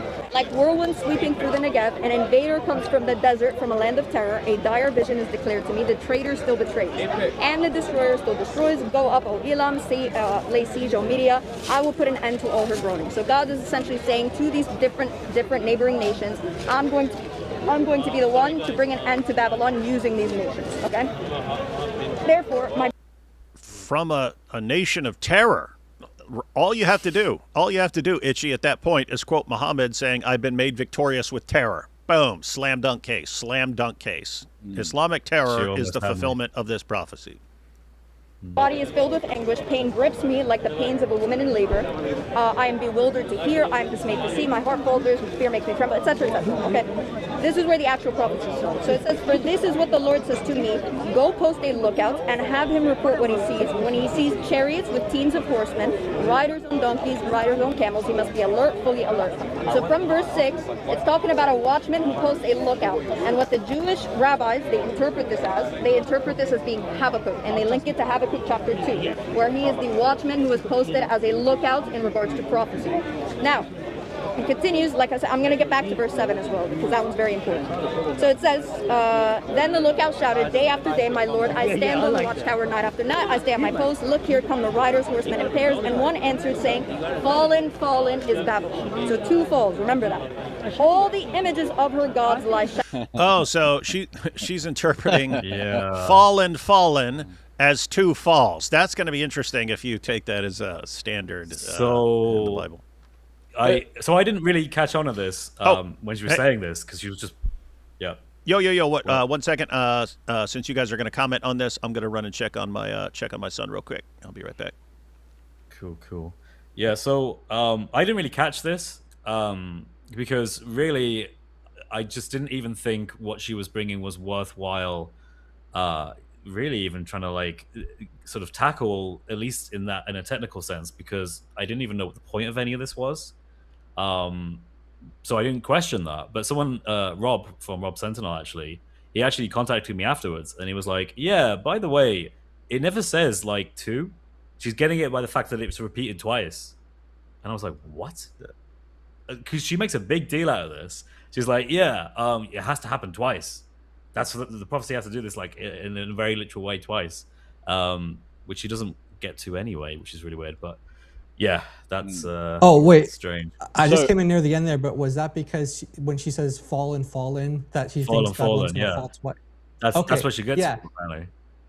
Yeah, I mean, okay. Now, to be fair, Anthony probably has a lot to say on that, but I just want to say there is some precedence for that within Jewish interpretation that they do take that. I think the Targum for Isaiah interprets it that way, but that's not to say that that's the universal Jewish interpretation. If you look at Isaiah and how it's there's all this additional you know what I mean? There's a lot of things that she has to build on to get here. Yeah. It's not just a if this then this. It's you start with this and you add a bit of this, you add a bit of this, you add a bit of this, you add a bit of this. Hopefully this all works. The main view is that maybe it's yeah. Sorry, am I still lagging? I'm sorry about that. No, sorry. It's probably me being awkward because I'm in Britain land. Okay, my bad. Sorry if I interrupt. No, I'm sorry if I interrupt you. Did you finish what you were saying? I didn't want to. Yeah. I'm done. Yeah. Okay. Yeah. So you have this elsewhere in Isaiah. I jotted down some references just in Isaiah, you have in Isaiah 40, comfort. In Isaiah 51, Isaiah 52, awake. And then you have Isaiah 57, peace. And then elsewhere, in Jeremiah, you have earth. You have the famous, this one in Isaiah 6, you might actually say that there's some significance to holy, but she wouldn't, which is funny. She wouldn't think there's something significant there. But when the Lord calls out to Paul, Saul, and the 3 woes in Revelation, Abraham when he's called in Genesis 22, Abraham, Moses. There's so many examples of this throughout the Bible, and to be fair, there are some interpretations of it that do take it to be 2 falls, like an initial one, then someone finishes it off, but that's not the universal interpretation, and that's not demanded by the fact that there's a repeated word. That's the point there. But Anthony's probably got a lot to say on that. Well, so what I would say, Yeah, there's something interesting about this, but none of it doesn't. It doesn't matter which direction you go in terms of interpretive approaches to repetition.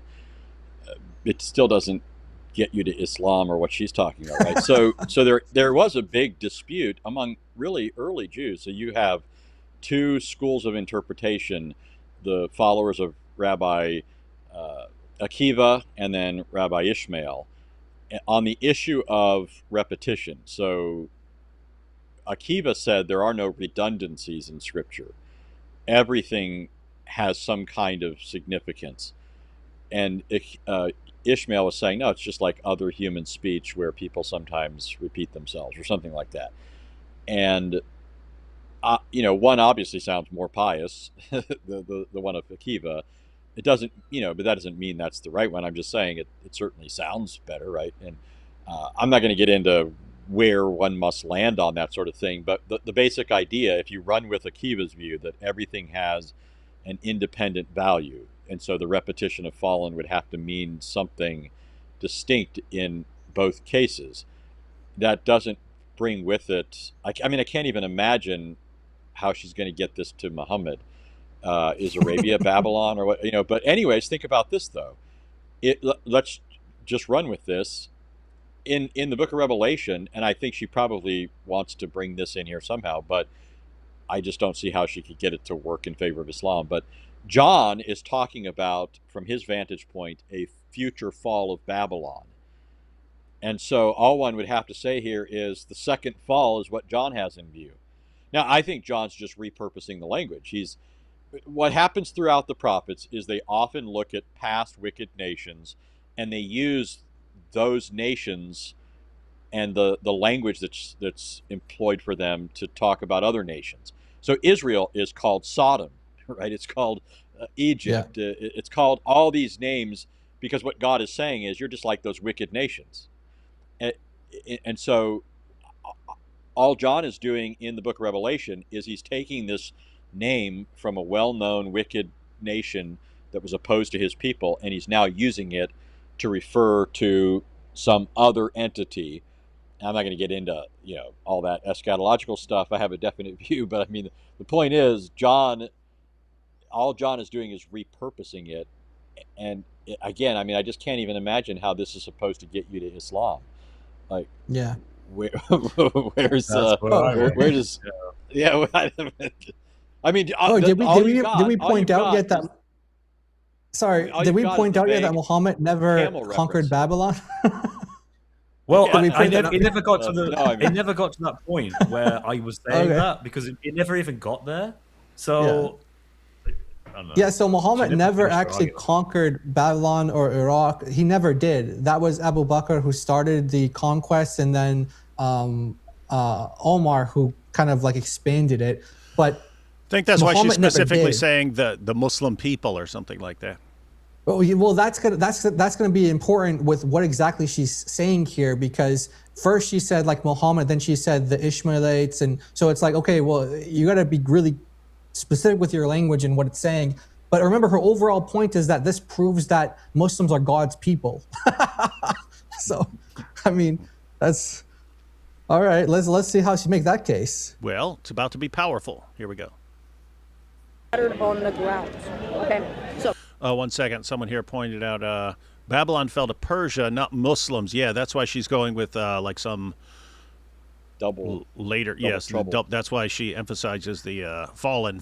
There's two falls somehow, and so. Oh wait, yeah, she's gonna eventually say something like, "It's the caliphate that does it," and that's the second one. Yeah. Oh yeah, this becomes really problematic because Cyrus, she claims Cyrus continued to worship Babylonian, at least a Babylonian god. So therefore, the idolatry wasn't destroyed, which is what the prophecy says, that the gods will fall and the idols will be destroyed. Yeah, the idols be in pieces. Yeah. But here's the thing. Okay, so if you take her view, which is that if that's true, Babylon falling and the gods of Babylon falling means everything that is not Islamic monotheism Well, guess what? Muslims didn't accomplish that either, because this is a big Shia part of the world, which she doesn't consider them to be Muslims because of things like shirk. So that's that whole part of the world, like Iraq, especially historically in Persia. These were Shia, like you have like the shrine to Ali and Karbala and things like that. So all of these things are not what she would consider to be Islamic monotheism. No, so if these are the people of God, Jai. So that's another one. Itachi, that's an easy short video, man. Itachi proves Shias are the true Muslims. Pretty straightforward, right? The ones. That's the only way around that, and it sounds like she doesn't get there, but the only way around that I could think is if she's going with, the second fall of Babylon is actually about Rome or the Roman Empire or something like that, and it's Muslims, and it's actually talking about the fall of Constantinople because the Roman Empire, something like that. But apparently she doesn't get there. Oh, okay. I'm just guessing. I'm trying to make it coherent, and I can't. But I'm trying to make it as coherent as I can, and maybe Welcome to Islam. Yeah. Mm-hmm. Hey, Anthony, is this in that? I know, because I'm asking anything because I know he's at least looked at this book. But is this in Abraham Fulfilled, this prophecy? Do you know if that's in there? Oh, I haven't finished that book. Yeah, IP's the one who's read that. You could. I know, but I know he was working on it as. Yeah, he was. Just, oh yeah, just IP. Yeah, awake, IP, yeah. Yeah, IP read that whole book. You should text them and ask if they use that one. Okay. Because that might be where they got it from. Actually, I think I've got it on Kindle. I might be able to check. Let's listen a little more. Yeah, go ahead. That's the entire prophecy. Okay, right. Now, we have a few things that we have to talk about. All right. We have the four. Oh, well, actually, I got to show you the four individuals because you're not going to see it from the actual translation because you guys corrupt the translation. I'm not sure where you're going with this. She said you guys corrupt the translation. Well, you're just telling me things. That's why I'm getting to it. You said you but don't know about it, so I have to educate tell me you. the brief idea, and then I can follow you with it. But Okay, the don't brief idea, just I like already read told you. stuff at me and be like, I you just read understand the that? Bible. Yeah, but like, okay, I'll read 1 Corinthians. Let's do it. We're talking What's the about a point? prophecy. What are you talking about? Well, my point is that if you're prophecy? going to make an argument that something is a prophecy, please explain how you understand it to be a prophecy. The title of the thing is a prophecy against Babylon. What I'm saying is you need to explain what you're arguing, because I otherwise, already I don't think anyone knows what you're getting at I here. told you it You said something prophesies about two falls of Babylon. 2 falls about. Okay, what's that got? Okay, what does that connect? Historically speaking, there You was haven't 2 said. falls of Babylon. You haven't said. Yes, I did. You didn't. You just said there are Historically 2 falls of Babylon. Yes, and Okay, historically now what? speaking, what we know is that there are 2 falls of Babylon that occur. Yeah. Okay? One of them occurs during the time of Cyrus and Darius. Okay. That's during This isn't- Isaiah's time and so on. Itachi, Okay? what's that got to do with prophecy? This is the prophecy. I'm Oh, getting to it. okay. Wait, are you saying that it's prophesying that it will fall? That is it. They're going to take over Babylon. Okay, that's a prophecy. Okay, that's a Yes, prophecy in yes, particular, right? okay. Not that it's 2 times, or is that No, important? and it is 2 times. It is important. Okay, It's part of the right. prophecy. So it's Okay. specifically the So, timeline. All right, okay. What we see in Isaiah chapter 21 verse 7, if you go to Bible Hub and you click on the interlinear, what you'll actually see is that this is not in the plural. So what we see in the translations, it puts the horsemen as in a plural, so meaning a conglomerate of horsemen, a conglomerate of horse riders, and a conglomerate of camel riders. Yet when we actually look at the Hebrew, it has all of these in the singular minus the pair of horsemen because a pair is 2. So we'll have it obviously in the plural, or the dual plural. So what we see is that it's 2 horsemen, 1 donkey rider, and 1 camel rider. Now, historically speaking, according to the Jews and the Christians, Cyrus and Darius are representative of the 2 horse riders. Okay. Then the donkey rider is representative of the Messiah, and they link this to Zechariah chapter 9 verse 9, where it talks about, see our king who comes lowly to us, riding on the foal of a donkey, and so on. Then we have the camel rider, and many more modern Jews will say that this is in reference to the Ishmaelites and the Arabs, because generally speaking, the camels are representative of the desert, as it states in the prophecy. Okay, so what we have is these 4 individuals. Okay, we don't know who the camel rider is. I'm going to leave that to you to interpret at the end. Okay, or for the audience. Now, the 2 horsemen, Cyrus and Darius, we know historically speaking, according to the Cyrus cylinders, right, that they went into Babylon during the 500s and so in 50 CE, and they take over Babylon. Okay, now here's the problem. In that same passage, it says that all the images of Babylon's gods lie shattered on the ground. Okay, But here's the problem.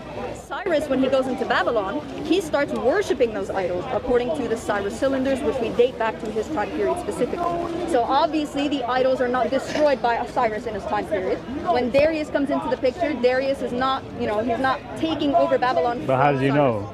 That seems like an inference. Well, how does he know what? Sorry. So wait, you said he didn't destroy it because they still have some. Is that your point? No, the Cyrus cylinder says that he prayed to their idols. What? So I can read it for you if you want. So wait, hang on. You said I'm confused to try and see what you're getting I at. got you. So in the Cyrus cylinder, okay.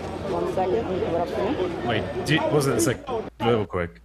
Do you see what I mean by she just goes into like really like specific like technical stuff, but doesn't explain how any of it sort of relates back to anything else? Is anyone else getting that, or is it just me?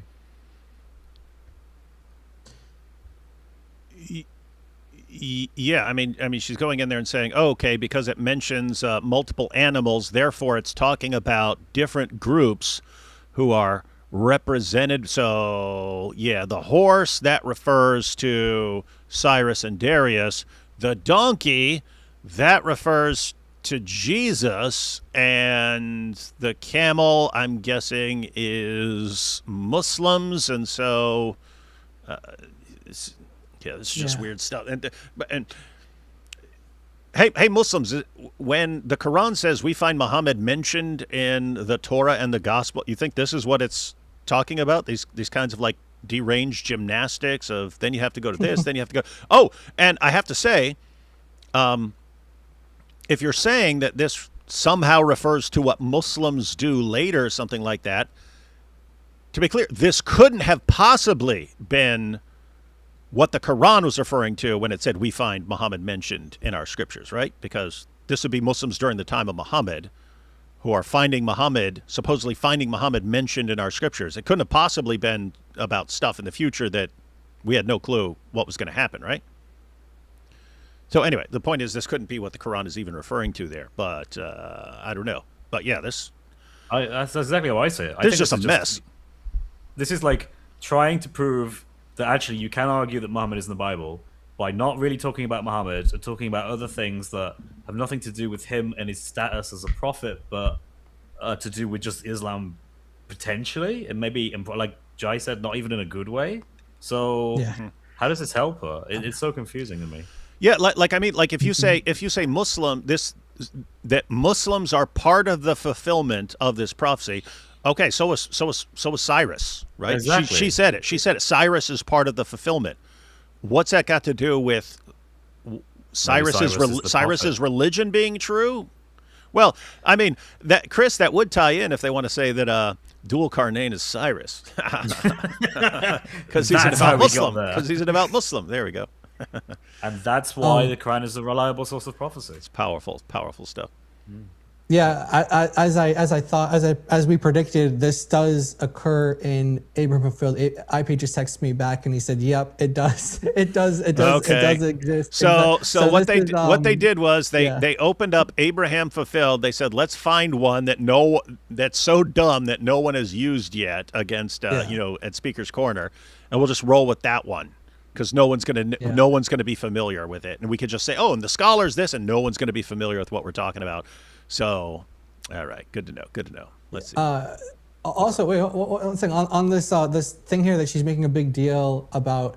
Like if you go to Bible Hub, you're gonna see that this is singular.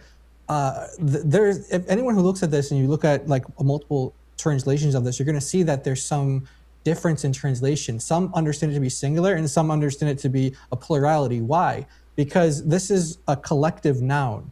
It's like saying the word team is singular, but it constitutes multiple people. So the word used, rahav, which in modern Hebrew just means like a vehicle, but back then it meant like a chariot or what's interesting is that this word also, so the word khaf is also kaf. So if you say it like, you might sound, if I say it with like a K sound, you might recognize what it sounds like. You say rakab.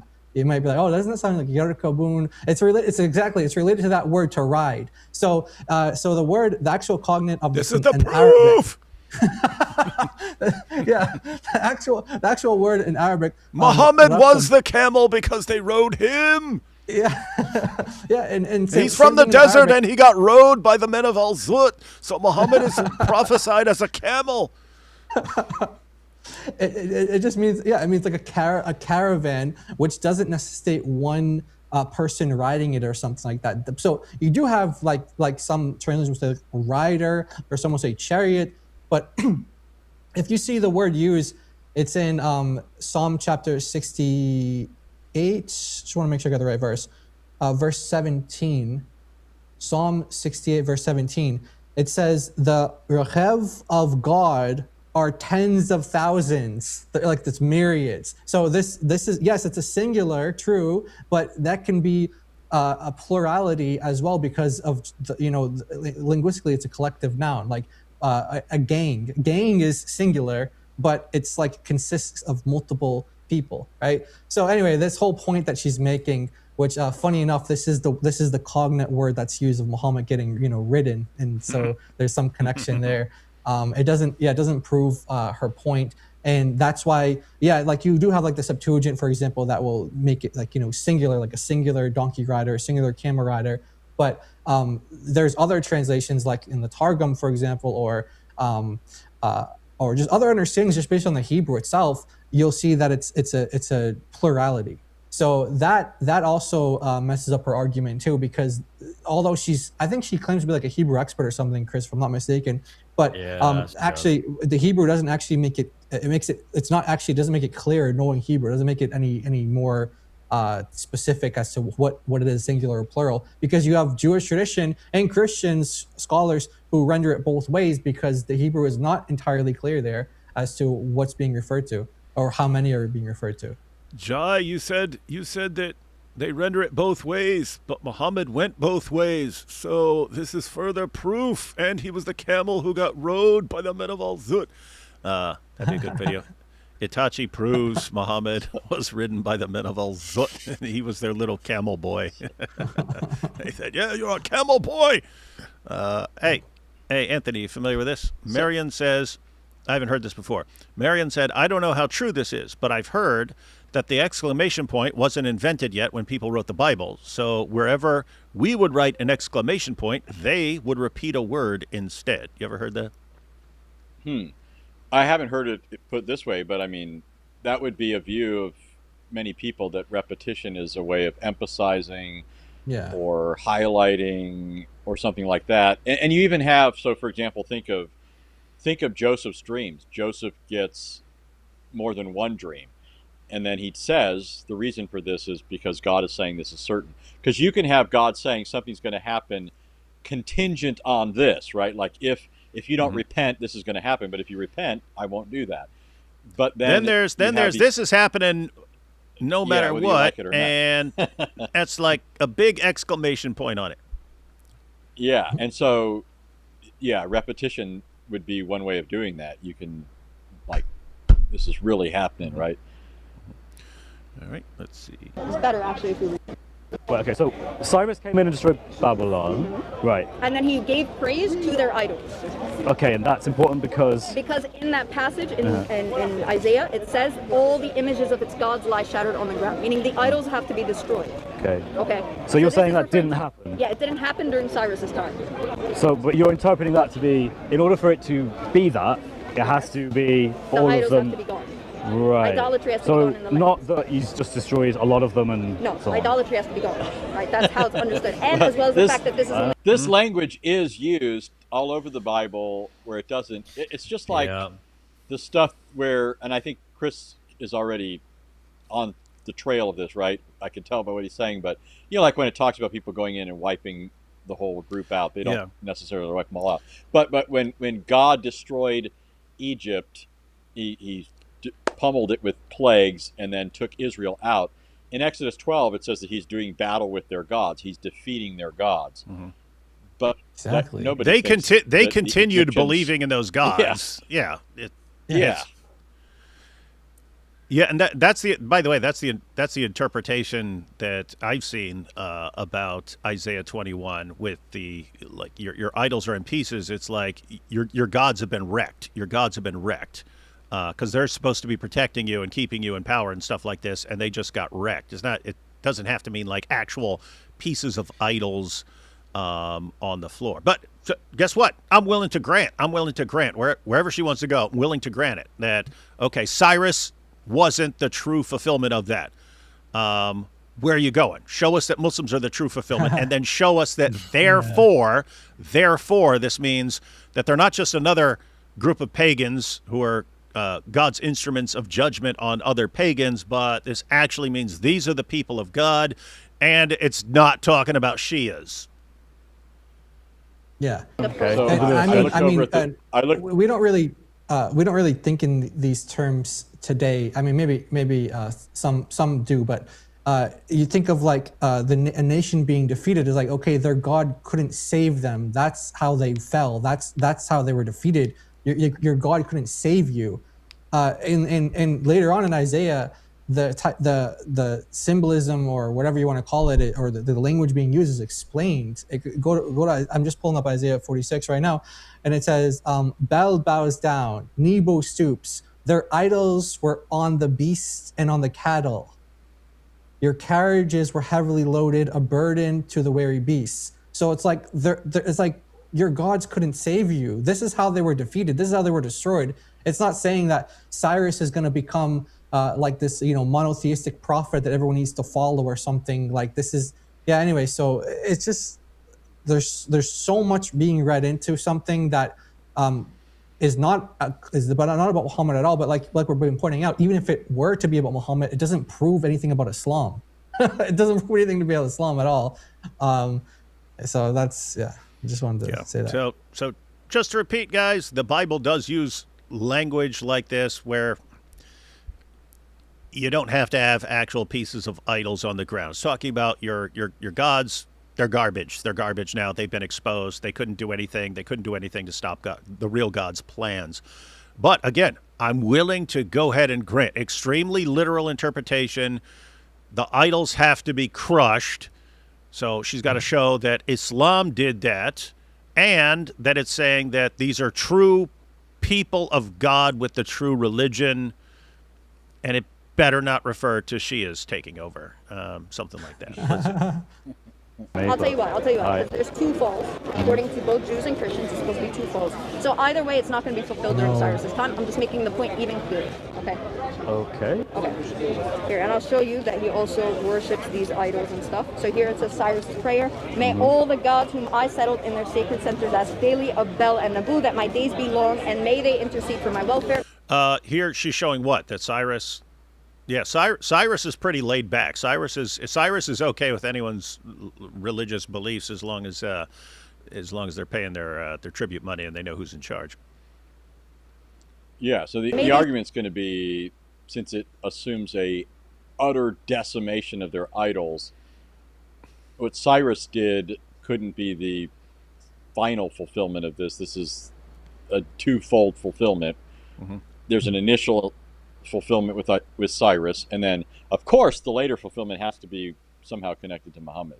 Mm-hmm. So how's she going to get there? That's the good question. You're about to see, man. You're about to see. Here it goes. I'm waiting. I'm chomping at the bit. I just think it's so funny how like as I said, there are traditions that do say that there are two falls within Jewish tradition, but that's not the universal view or even the main view. But just because it says fallen, and like that's her logic. So if we apply that to elsewhere, like okay, there's two Abrahams then, because when God called he said Abraham, or he said Moses, or Saul. There's two Sauls. Does the Muslim Abraham? And yeah. But then in Jeremiah it says earth. So that means there's three earths, not seven. There's three. Hey, and you know what they say? Don't say three, say one. Hey, and in Isaiah, same book, holy, holy, holy. That means three persons, and that confirms the Trinity. Boom, now, boom. At the same time, so I was going back to what I said before. Like even if you grant that the repetition is not just for emphasis, but which I will, also brings something else out. it doesn't have to mean what she's talking about, right? Like it may be, there may be some significance to Abraham beyond just emphasis, but it doesn't mean there's two Abrahams, right? Like you can grant the underlying idea that Akiva was after without granting what some people would do with it, right? Yeah. So she has to do a whole lot more work is what I'm getting at than just saying, oh, look, some Jews, they interpreted saying fallen twice means, you know, that this is important or significant. You know, because I can already tell you that taking the view that it refers to two, I can do that, and I can show you where the Bible locates the second occurrence of Babylon's fall, and it has nothing to do with Muhammad. But I'll wait to see what she does, and then I'll bring that up. Yeah. Let's see. You only get one shot, Itachi. Here it goes. Say to Marduk, my lord, as for Cyrus the king who reveres you and Cambyses his son. Okay, so it makes it very clear, historically speaking, Cyrus did not, you know, condemn idolatry or anything of the sort, and this is only referring to the first pope. Now, when it comes to the second, I don't know. That's fine. You don't know, it's fine. I mean, it seems like a bit of a stretch. That's what I'm getting at. What's the stretch? This is the way that it's interpreted by the Jews. So he did go in and conquer it. He conquered Babylon, right, but he didn't destroy the idolatry. Well, this is the thing. With prophecies, you can't just be like, okay, let's try to get a hyper-literal view of something and say that this is definitively how it's meant to be understood. Way, even if yeah, because again, as you know, wait, Itachi. What I'm saying is, well, I assume this is important somewhere, right? Which is why you're bringing it up. What I'm saying is, I'm going to show you why. It's okay, dude, you should have called her like Korah like 9 times. That would have been funny. Yes. So it is important, right? So what I'm saying is, just because you have a view among some rabbinic Jews, for example, about how they interpret a prophecy, is it unified? Is this all? Yes. Regarding this exact Cyprus thing? This, yes. Okay. Complete unity, man. You rarely see that these days. Well, what do you mean? I forgot she said that to me. Complete unity, man. Yeah. 100%. It's unanimous, dude. So, unanimous. Which part don't you understand? Unanimous in Jewish tradition? Hang on. Little side note. Go ahead, Jay. Yeah, I know. I mean, if you just do a cursory reading of like any tradition in Jewish tradition, you're going to see there's like there's tons of explanations and traditions explaining things, and there's never one view on something in Jewish tradition. This is so to claim that there's only one view. That requires substantial evidence for that. Yeah, burden of proof would be on you for that huge claim. Yeah. If you want to say, hey, there's a rabbi who said this or a rabbi who said that, well, great, you can find a rabbi who said almost anything. But when you're saying consensus, they're unanimous on that. That's pretty crazy. So Jai messaged IP to ask him if this is from Abraham Fulfilled, and IP said yes, this is one of their terrible, stupid arguments. But IP sent a slide. He said, this is a brief history of Babylon. And he's saying none of the falls of Babylon had anything to do with Islam. So it says in 539 BC, Babylon fell to the Medes and Persians. In 331 BC, Alexander the Great defeated Darius III and conquered Babylon. In 116 AD, the Roman Emperor conquered Babylon and Mesopotamia. Roman Emperor wasn't worshiping those idols. By the 7th century AD, Babylon was no longer a metropolis. It was a small village with its temples long abandoned. So it had already fallen apart, and any prophecy about Babylon and its idols was already fulfilled. There is no record of the Muslims destroying the idols of Babylon. There was no massive city for the Muslims to even destroy in the 7th century. So, sorry, Itchy. Doesn't seem to work. Doesn't seem to work. All right, start this again. Majority position is that. Wait. Okay. So there are actually other positions than this. Yeah. Random people that think that Babylon is spiritual. If you want me to go on TikTok, this is my point. There's a guy that thinks that Babylon's American. No one is convinced by your argument. No one's convinced by your argument. I've already demonstrated to you. Yeah. No one in scholarship thinks that Isaiah 21 and the two Babylons have anything to do with Muhammad. No, none of them do. No, that's not true. I already told you that they're none of them true. Okay, let's talk to Nikolai Sinai, Gabriel Reynolds, Stephen Shoemaker. Think of any scholar that isn't already a Muslim and ask him if he thinks Isaiah 21 is about Muhammad. want Jews? No, what scholarship? Yes, Jewish scholars. They're Jewish rabbis. Why are you obsessed with Jews? Look, Because I they're the don't ones care who if they're give you the Jewish, text. Christian, And look, atheist, imagine agnostic, I I give don't you a care. book, and you say, I don't care what you have to say about the book, just listen. She only wants to give me Jewish scholarship. I don't care about your understanding of It has to be Jews. You're Can't be being anyone else. ridiculous. You're being ridiculous. No, I'm saying we should No, you accept are. anyone. So And you're saying only am I the gonna- Jews. Why am I going to take what you're saying? Why am I Because- going to take yours? Why can't I take the Jewish Do you scholars? accept scholarship from non-Jews? Can I take the Jewish scholars? Yes. Can you also Beautiful. take? Do I have to take your scholars? Can you take Do any I other? have to take Can you them? take any other? Do I have to take Can you take any them? other? Do I have to? You don't have to, but you look a bit Beautiful, silly. so I don't care You about look that. a bit silly I don't care if about you that. are saying I that you can can show you only that other accept people Jewish interpret it. scholarship and not other scholarship. Listen, sit down. There's a stool right there. Just sit down. But you see, don't you're know making about the blunders story. left, right, and centre. Where's the blunder? The blunder is you refuse God, to. this is gonna be Okay, my point. Scholarship rejects what she's saying. I want her to explain why that is. She refuses to do Scholarship so. rejects it. Show me. Easy. Every single scholar me. that is No, a no, no, scholar every of. single scholar. Listen. Oh, actually, IP messaged me and said, her argument isn't from Abraham fulfilled. That's interesting because this one is actually, I mean, that book is filled with really, really stupid arguments, and this one is even too stupid for Abraham fulfilled. He said they used a different part of that chapter, and I'm guessing where they mention Arabia, because anytime you see Arabia, that must be Muhammad. It must be Muhammad and Islam. That one doesn't even work because the part about Arabia, it says this will be fulfilled within a year. So Yeah, within the not definitely not during the time of Muhammad. Let's see. Oh, so it's, Only the scholars it's the passage, the Yeah, he prophecy says- against yeah, Arabia, not Yeah, the so- passage we're talking about Yeah, now. so you asked about Isaiah 21. He said, yeah, but so he messaged me and said, yeah, but oh yeah, they use Isaiah 21, but not this one.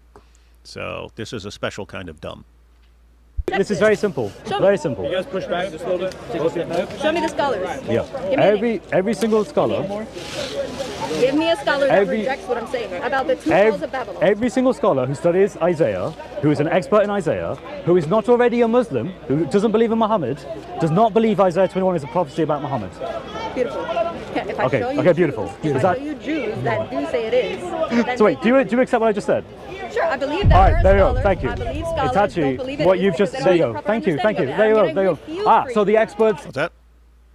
I mean, in principle, it's absurd for her to pretend that there are Jewish interpreters who think this is a positive prophecy about Muhammad, meaning identifying him as a prophet and the bringer of a new religion, the destroyer of idols, even if they in some way relate the text to Muhammad, right? But in other words, because if they believed that, then they'd be Muslims. I mean, just, Yeah. you know what I mean? Yeah, Like, exactly it doesn't that. even make sense on the face of it to say there are Jews interpret. But like what Jai was talking about, you could have Jews that will relate this to Muhammad in some way. But the interesting thing is it's only after the fact, and it's not in the way she needs them to, right? It's only Jews that have first come face to face with Islam that even think of associating anything in this passage with Muhammad. And then, again, as Jai pointed out, they're not doing it the way she needs them to. They're not presenting Islam as the prophesied, true, consummated religion of God or something. In other words, the commentaries are not commentaries, which are all over the place because, you got passages and you go, what fulfills this? Okay, Babylon being wrecked. Is that about this? Is that about this? Is that about this? Is there a double fulfillment? If so, what's the next one? Oh, they were conquered repeatedly. They were conquered by Alexander. They were conquered by the Romans. What is the fulfillment of this stuff? What she would need, if she's appealing to scholarship. Now, guess what? You could say, scholars are wrong. This is just what the text means. But if you're appealing to scholarship, what you would need from scholarship is, this is about Muhammad and the true people of God, the Muslims, conquering Babylon and destroying the idols. Something like that. But she's about to give that. She's about to give that powerful proof. Oh wait, just one thing though, because just tying on to what Anthony said there, how sometimes after the fact they'll kind of playful with the text and they'll point out things like what's happening in their day and how there's some fulfillment of that. One of the funny ones is in Daniel, Ibn Ezra actually talks about the black stone and how it's idolatry, and he links it to passages in Daniel how they're fulfilling some sort of idolatry with the black stone, and also the throwing this. I can't remember the exact details, but there's some pagan god that you would you'd throw stone, you'd worship with stones. And so when Muslims are throwing, the 3 stones at Satan, he linked it to a particular pagan practice. And so he's saying there's some fulfillment of something in Daniel, but it's because he sees this is clear idolatry. But Muslims would see that like her, and they were like, oh, well, you have Ibn Ezra here, famous, medieval Jewish scholar who's talking about, Islam being prophesied in Daniel.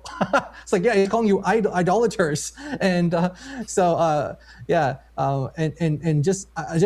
was interested to see what the different Jewish scholars had to say when she brought this up. So she's like, name a Jewish scholar who's going into this idea that there's there's 2 falls of Babylon.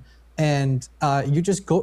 There's there's a whole list of them who say that, the devil emphasis on fallen is just intensification, or there's going to be completed thing here. So the whole passage is it's in verse 9, right? And it says, and look, here comes what is this? The New King James? This is New King James. Okay, and look, here comes a chariot of men with a pair of horsemen. Then he answered and said, Babylon is fallen, and all the carved images of her gods he has broken to the ground. Okay, so that's what so if we don't see, Muslims breaking idols on the ground, I think what IP's slide was pointing out there, then according to her, there's not an exact fulfillment of this, according to her. So we'll have to see that. The understanding of it, but you do. Yes, because I'm going to refute their understanding of it. So wait, the consensus about people who study it for a living are wrong, but YouTubers online have got a correct view of it. It's not a good argument. That's terrible. That's terrible. So anyway, let's get back to That's absolutely terrible. Yo, can somebody pull in the stool? Sorry, mate. She's doing a great job. I think she's doing really well. I think she's doing great, man. I think she's doing. She doesn't give me them though. She doesn't give me them. Scholars. I literally asked you if I could pull up the scholars. For some reason, yeah, which is weirdly exclusively Jews apparently. Yes, because why? they're the ones who gave us this text. Do they not hold the tradition coming from Moses? Is that not what you? You know that people can study Isaiah. So, did she just say this is from Moses? Wait, did she just say this is from Moses? Did she? Hang on. That's really cool if she did. Hang on. Let's play that back. Yeah. Great, man. I think she doesn't give me them though. She doesn't give me them. Scholars. I literally asked you if I could pull up the scholars. For some reason, yeah, which is weirdly exclusively Jews apparently. Yes, because why? they're the ones who gave us this text. Do they not hold the tradition coming from Moses? Is that not what you? She just said it. Yeah. She just said, do they not hold that this is something from Moses? So I guess that's why they. I guess that's why they consider the whole. The whole Old Testament, the Torah. She thinks Moses wrote the entire Old Testament. You see, now you have a serious problem. Yeah. Hmm? I was just going to say. So there's. Go ahead. Jinx. Good book, Ted. I was just going to say. Bye, McCoke. It reminds me of this meme where it's these 2 British guys are walking by each other and they bump shoulder and I'm sorry. Exchanging I'm sorry. But yeah, if you're gonna say that all this additional stuff from the Tanakh was given to Moses, then you have a really interesting challenge ahead in terms of reconciling scholarship with the date ranges of Moses. And I don't know how on earth they would do that. They would basically just have to say, well, we don't accept any of it, really, which is quite radical, I think, but it's something to keep in mind. So the point that I was going to make is she's playing a bit of a game here, bait and switch. I don't know that she's self-consciously doing this or just ignorantly, foolishly falling into this, but she's talking about being able to give you Jews who say this, what she's saying, and then she says they're the ones who gave us this text. There's absolutely no Jew she's going to quote prior to the time of Muhammad, but that's the Jews that she would have to quote in order to say they're the ones who gave us this. In other words, they gave us the text, so they have the inside scoop on what it means. But she's necessarily going to be quoting medieval rabbis. I mean, there's just no question about it. No pre-Muhammadan Jew said this passage was about a Muhammadan camel driver or something like that. It's not there. So you're talking exclusively about medieval Jews, and they're not the ones who per se gave us the text. And we have the text independently. I mean, we do have the Masoretic text being handed down by Masoretes, but I can assure you, you're not going to go find David Ben Asher talking about Muhammad in Isaiah 21. That doesn't exist. But you'll get Maimonides in medieval Islamic Spain, who's face to face with Muslims saying something. But anyway. Yeah. That's a good point. I mean, some of the interesting commentaries, they're like, oh, the reason why it mentions a donkey and a camel is because, you know, the leaders they were under siege, they were under attack, so they had to they couldn't get on the horses because they just had to get anything they could to escape. So they just grabbed a donkey or they grabbed a camel, whatever they could to travel with. So their views are all over the place in terms of what this means in Jewish, tradition. But like we've been pointing out over and over again, even if this is about Muslims conquering Babylon, it doesn't necessarily. What follows from that? Does it follow that Islam is true? Does it follow that the Quran? How do you get from this to this? It doesn't follow. So we're pointing out a number of issues with our interpretation methods, but like we've been granting over and over again, even if what follows from Muhammad fulfilling this, if that were the case, which we don't believe it is, but if it were the case, what follows? And that's when she's like a deer caught in the headlights. And I think to Chris's point, to Chris's point about Malik being really socially awkward, I heard him in the back. He when we listened to it the second time, we rewinded it. He was like baked in the back, and that was the worst time to say that, because you guys weren't even in heated discussion. You were just it wasn't even a point that she cooked you on or something like that. He's just sitting back there being really weird. And I think you're right. He does seem very uncomfortable in social settings. He moves around like he's addicted to some drug or something like that. He needs a fix, and he's shaking and moving up and down. He's very erratic and stuff. Maybe he's just hungry. He hasn't eaten in 20 minutes, so he's getting hungry. Oh, by the way, did you see he's very sensitive about his weight? He did a response to you on X, and he's very sensitive. Malik, you shouldn't let us know that you're sensitive about your weight, man. Yeah, dude, bad mistake, dude. Poker face. Never, ever, ever, ever, ever let me know what you're sensitive about. Dude, come on. Just let a psychopath know that you're sensitive about your weight. Okay. So you pointed out, you started this stream, David, by showing Muslims who are going after Itachi, who's the new Korah, and you started the stream by showing those multiple Muslim posts doing that. So the first thing that Itachi's manager does is not defend her against these accusations, but it's to defend his weight. Yeah. So the thing that really matters most. That reminds me of someone else. That reminds me of someone else who shall remain nameless. We'll just say his nickname is Shoo Shoo. So, hey, it'll be like, hey, Shoo Shoo. You lied about this person. You violated all these commands in the Bible, and you called this guy fat when you're bigger than him. What's going on? Oh my goodness! Let me. How dare you call me fat? Wait, what? Islam upset you? Breeds this.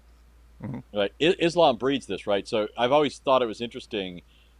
If you were to ask a Christian about their attitude towards being a Christian, they would say something like, I'm grateful, right? I'm grateful that God loved me, Christ saved me, that sort of thing.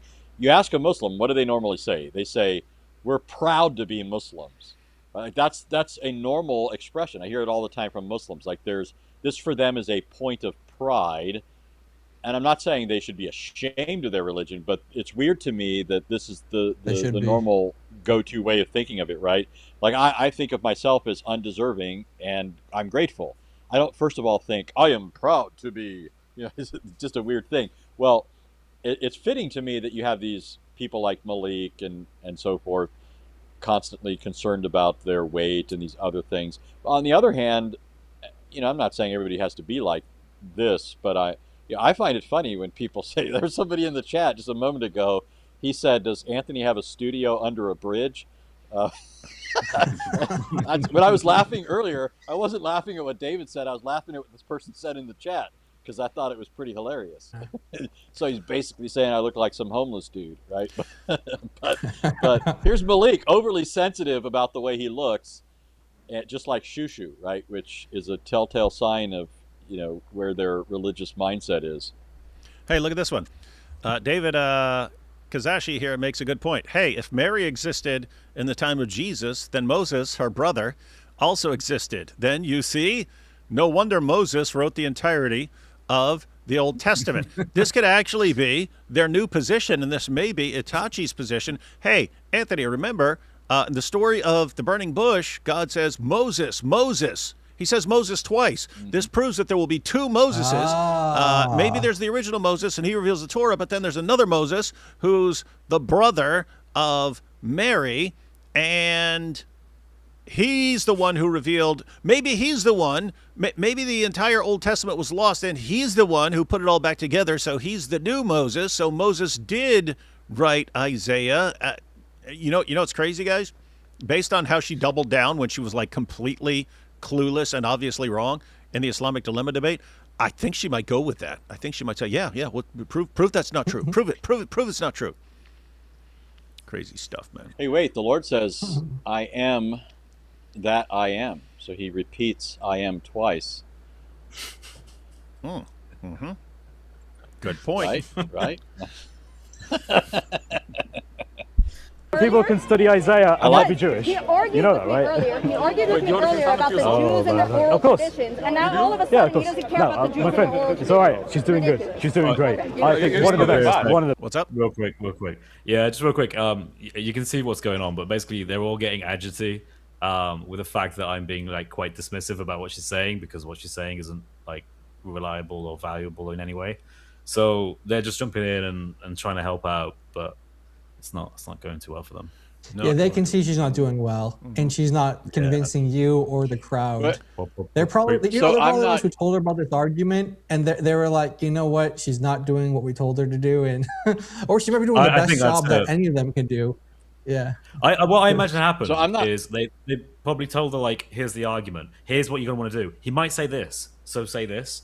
But of course, I don't know that much, so I never say the thing that I'm supposed to say. So she goes on this like script that doesn't make any sense to her on listening because it's just doesn't seem to like arrive anywhere. So that's what I think anyway. So I'm not in the loop. Why is she even the front person here? I'm not saying there's anything wrong with her talking, but why isn't Malik doing his part? Right? Why isn't he talking? Malik sucks. People? Malik sucks. He knows he sucks. So does she. Yeah. So Malik came up with this brilliant idea that he'd be like the Dawah manager for Libiano and for Korra and Itachi and Maki and stuff, but he only gets people under his control by having dirt on them, right? By having dirt on them, and I think he's realized that the guys are willing to break off more, right? The guys are more willing to break away from him, knowing that he's going to like expose them and expose their stuff, like he did with the Warner, like he did with Libiano and stuff. They're more willing to face the music about things they've done than to be under his control. Whereas the ladies, when he's got pictures of them and so on, and knows about their sexual history and stuff like that, and how many guys they've been with on TikTok and so on. It's more difficult for the ladies to part ways with him. So his view was he would maintain complete control over the ladies, and he'll be their manager. So it was supposed to be he was going to go to Speaker's Corner. This was planned for the past couple months, but he was supposedly going to go to Speaker's Corner with Korra and Itachi, and they're just going to take over the place.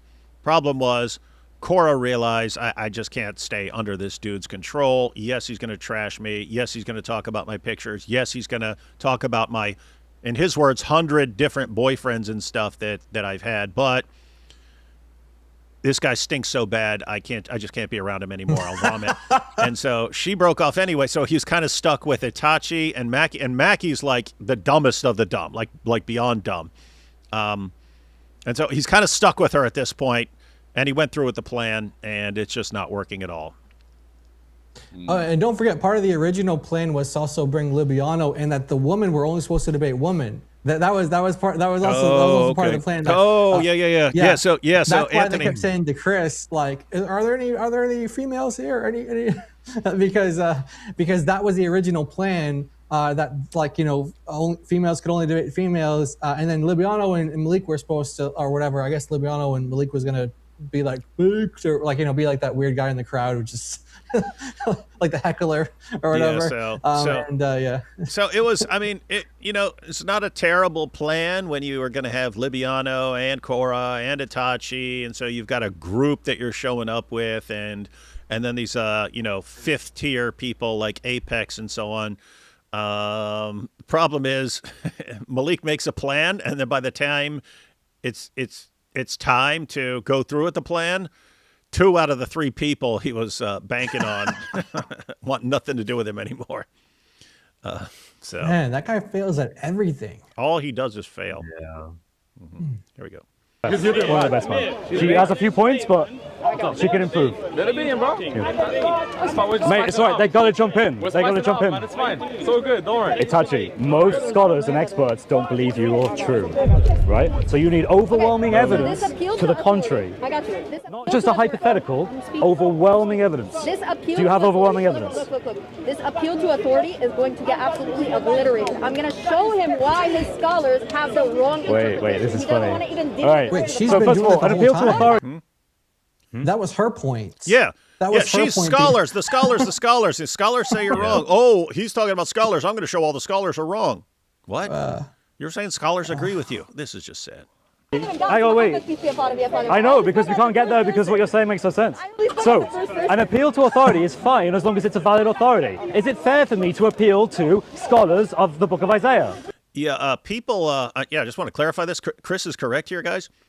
When you look up the actual fallacy, it's called irrelevant appeal to authority, right? You're appealing to an irrelevant authority. It's like saying, "Oh, Doctor So and So agrees with my interpretation." But he's a doctor, like his field is like insects or something like. He's an expert on insects, and he has a PhD in studying insect. Okay, his authority here is irrelevant, right? It's irrelevant to this.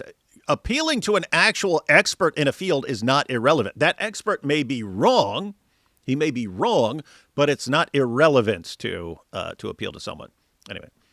Yeah, in fact, I mean, if your doctor tells you to do something, you're in a good position to just trust exactly what your doctor is saying because they're an authority, or like your mechanic or something like that, or whoever. It's like, this is the idea that you just can't appeal to authorities. Like, I mean, you can't be an expert in everything, so it's like you have to appeal to authority on some point.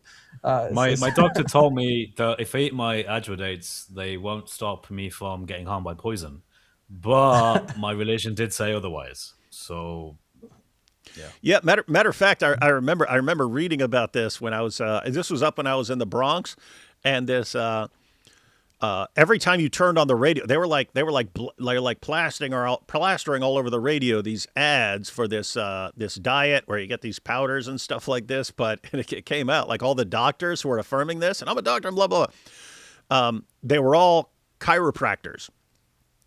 It was a group of multiple chiropractors who are all, and this doctor affirms this, and now we're gonna get the confirmation from Dr. So and So. Hey, Dr. So and So and Dr. So, and they're all confirming each other and stuff like that, and getting all this great input on why this is the best diet. Scam.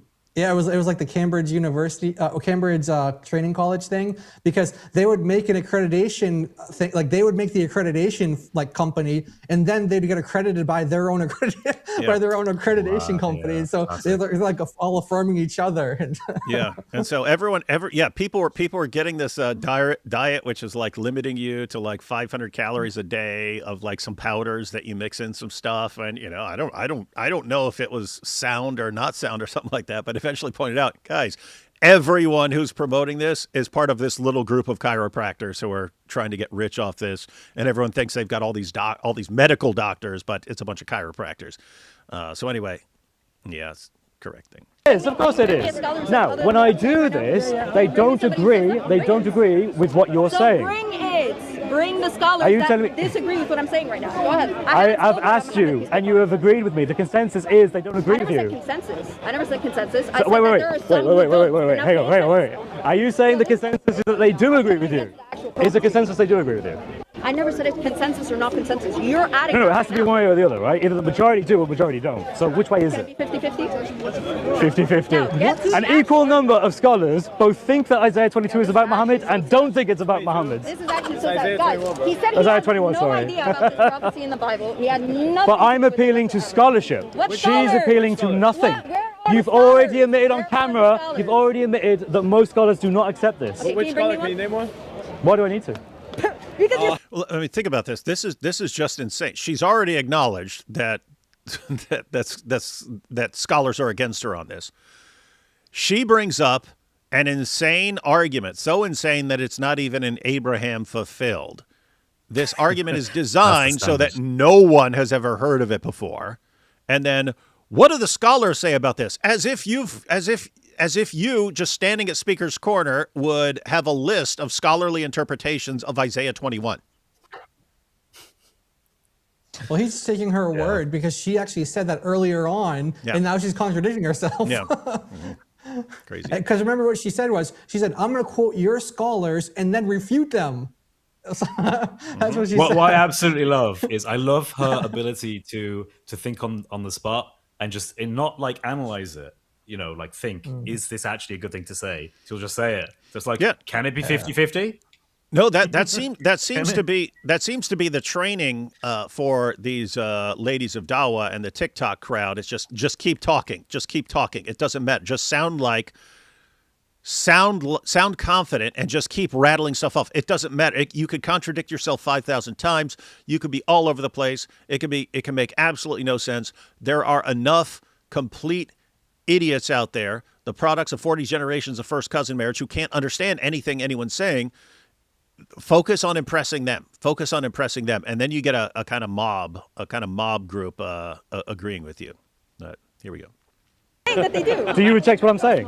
Can I bring my scholar that says it? Do you reject what I'm saying? I don't Notice, reject what you're I answered saying. her question. Now, do you agree that she there are doesn't scholars that- reject what I'm saying. So she does agree with me that the majority I already consensus said does this not from hold the her view beginning. and thinks that Isaiah 21 is not a prophecy Beautiful. about Muhammad. Now, Thank notice you, what I ladies and said from gentlemen. the beginning. This I is said great. from This the is good. beginning that I'm going to refute the Jewish and Christian understanding. Is that not Just what for I said, guys? reference, I literally Is that have not no what I said, understanding of everybody? this topic. I said I'm going to refute the Jewish and Christian understanding. So I already acknowledged that they have a different.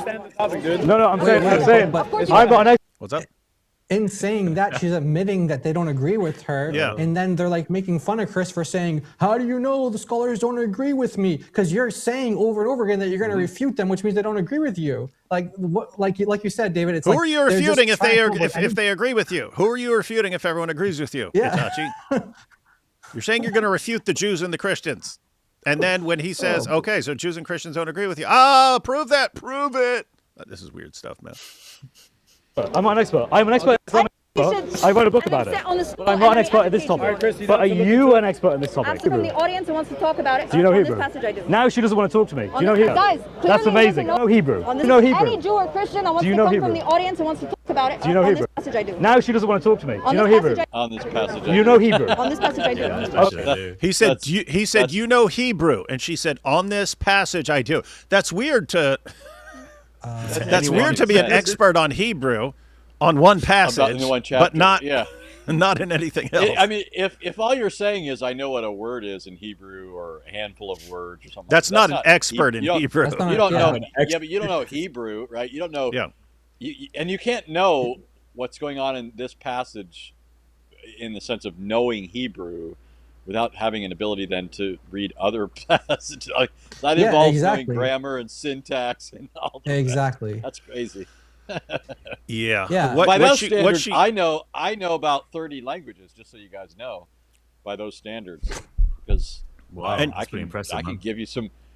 give you some words from all those different languages. Yeah. Hi, hey, hi. hey, I know words. can- I know words like Muhammad and stuff like that. I'm an expert in Oh, I'm an Arabic. expert. At least on that Wow. passage. At least on that Hey, passage. wait.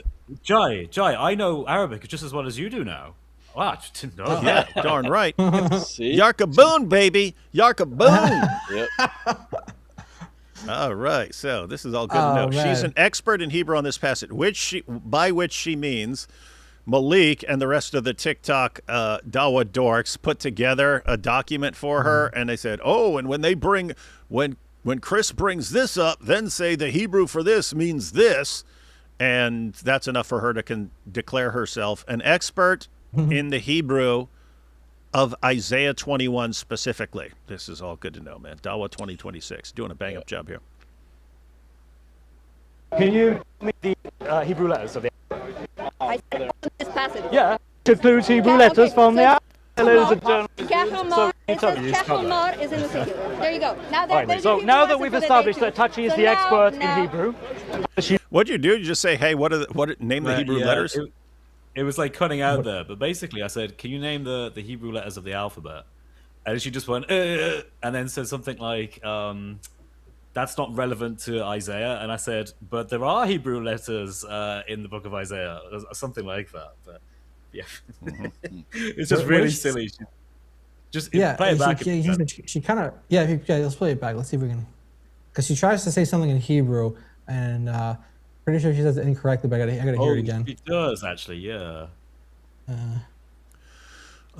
So she doesn't know the letters of the alphabet, but nevertheless she is an expert on the Hebrew of Isaiah 21. Of Isaiah. Good to know. Good to know.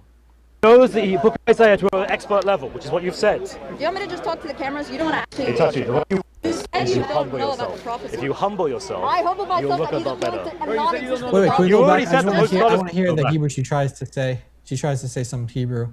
It's just I'm not sure how. I'll start playing it. Tell me if I need to go back further. There's So your now Hebrew that lesson we've for the day established two. that Itachi is So the now- expert now- in Hebrew, Go back. she knows. More? Go back. Yeah, more. It's when I ask her, are you an expert, basically? Let's see.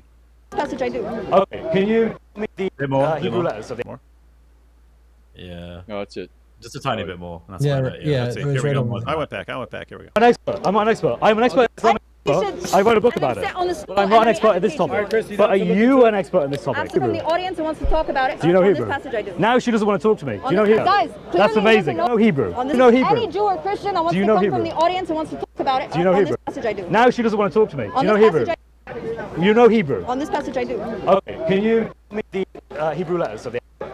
I said on this passage. Yeah, it includes Hebrew Yeah, letters okay, from so- the ladies and gentlemen. Kechamar, it says Kechamar is in the singular. There you go. Now Right, there's so your now Hebrew that That's what. So someone gave her the word and said that this is the word in the singular. This is enough for her to declare that she is an expert in the Hebrew of this passage.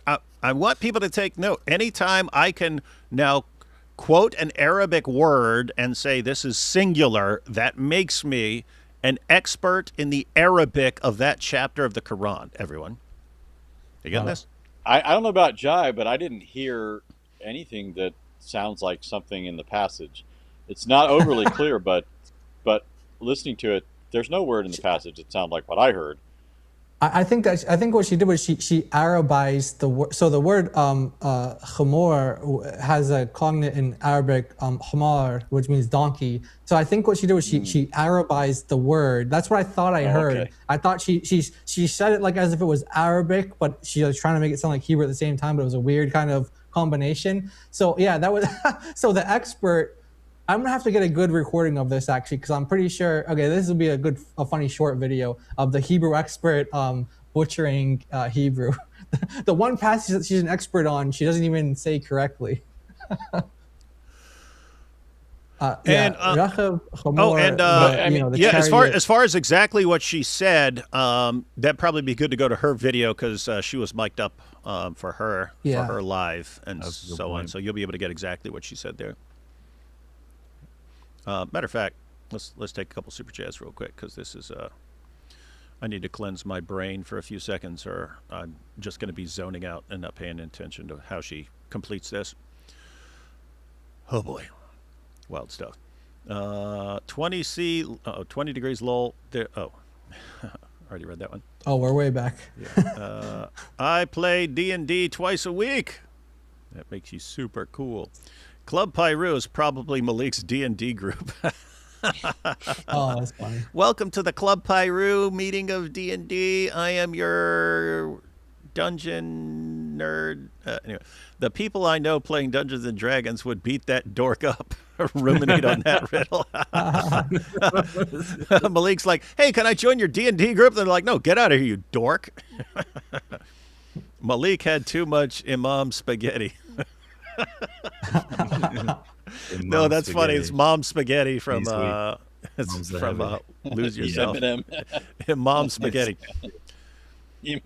Man, I feel like we've been catfished. Like when we do the thumbnails and we put him in there, we use this like old picture of him where he's like young and skinny, and then you see him in real life and he's got like his hair's graying out and he's like puffed, like big, like he's like 350 pounds. Yeah, he looks like a refrigerator. Yeah. Muscle. Yeah. A puffer fish. A puffer fish, yeah.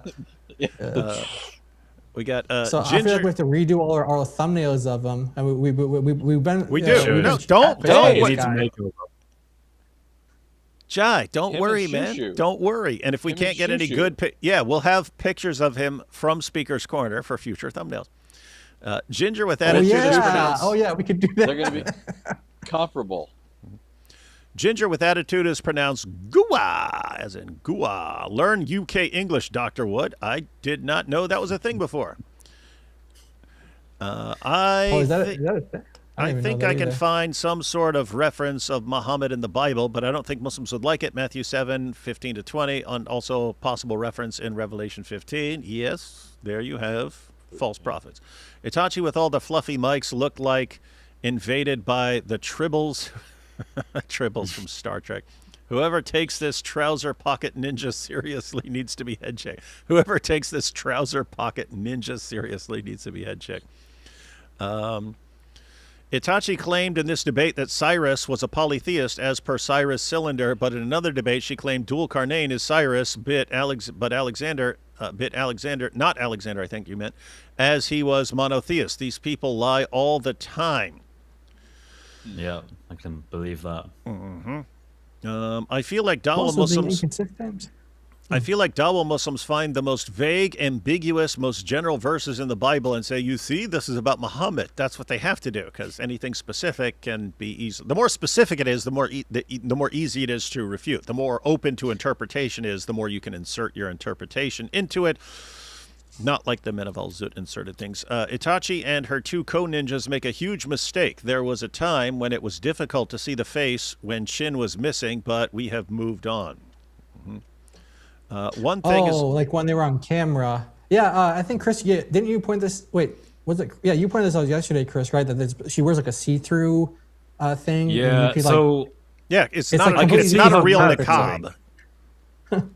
Yeah, like I can see her mouth, like... So it was kind of distracting because, like, as I was like talking to her, I realized, you hear this? Chris says he was distracted by her mouth. Muslims, wait. Don't make this weird, David. Don't make this weird. Muslims, check this out. I could see her mouth moving through her mask through the entire time. If you were upset with the fact that she, then there you are. Like, and I remember like being like, hang on a second, I'm lip reading her, and I was like, that's weird. That's really weird. How is that possible? Yeah. I remember DOC was explaining to me one time, like, see the contours of your mouth. The real niqabis, like when you get those see-through ones, like, or like the thin kind of fabrics, they double layer it. That's what they do. They double layer it. She does, so you can tell she just like she's a niqabi for like what do you call it? Like they call it LARPing, a LARPer. She's a LARPer. Yeah, she's a LARPer. One thing is objectively true about Malik's haram. They are Malik's harem, I think he meant. Malik's harem. They are insufferable and hard to listen to. It's like listening to cats that are in heat. Yeah, it's pretty bad. It's pretty bad. Guys, I found Muhammad in the Bible. He's one of three in Revelation 16:13. Yeah, false prophet there. Prophecy is also miraculous, by the way. Mo can't claim it.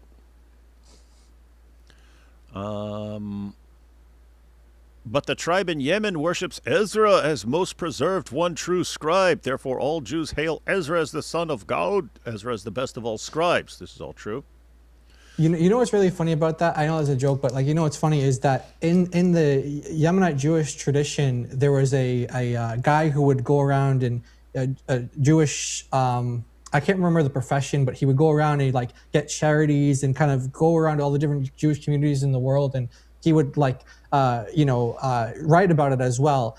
And I can't remember his name, Yaakov something, Jacob something. But anyway, the point is that he mentioned that there was a tradition amongst Yemeni Jews that they thought Ezra like cursed their people. So none of them in Yemen, at least, they named their children Ezra. So they had an aversion to Ezra. They thought that he cursed their people, so they didn't want anything to do with him, and in their tradition, and like. So it's just kind of funny, like the one name that Muhammad picked out in that region, Jews were actually like, yeah, we don't want anything to do with that Ezra guy. And not that you might argue that Ozer is not actually Ezra, which maybe not, but if you take that to be Ezra, the Jews in the vicinity didn't believe that Ezra was some person that they wanted to name their kids after, for example. They didn't like him. They didn't think he liked them. So they wouldn't have exalted him as some, son of Allah, like the Quran says that they did. Zachary says, "O Lord, my heart is heavy. I long endlessly for a wife and family. You said it is not good for man to be alone. Yet, Lord, your will be done. Amen." In the anime, Maki is pronounced like, well, I don't know how you mean to pronounce this. Maki? Maki? Mr. Wood, I don't know if you care. I don't. Love what y'all do. God bless. Yeah, learning the perfectly correct pronunciations for the anime characters so that I know that the Dawah chicks they correspond to, not relevant. They're not gonna last long. She says Muslim conquest of Babylon fulfills prophecy, but temples in Babylon were abandoned along with most of the city 300 years before Muhammad, and vast majority of the population of Mesopotamia was Christians and Jews. My laptop died for 10 seconds and Jai became Isa. That's what happens. Don't turn away. Babylon also fell to Greeks under Alexander. Are the Shia versus Sunni different like Catholic versus Protestant, or more like Baptist versus Lutheran? Yeah, it would definitely be more similar to Catholic versus Protestants than Baptist versus Lutheran. You corrupt the translations, then immediately uses a translator's editorial note to support her use of the text. Yeah, everything is picking and choosing. Her entire argument is that the prophecy is not fulfilled because temples were in use after Cyrus, but this precludes Islam since temples were no longer in use. Imago Dei. Hey, BS artistry excited my long suffering. What?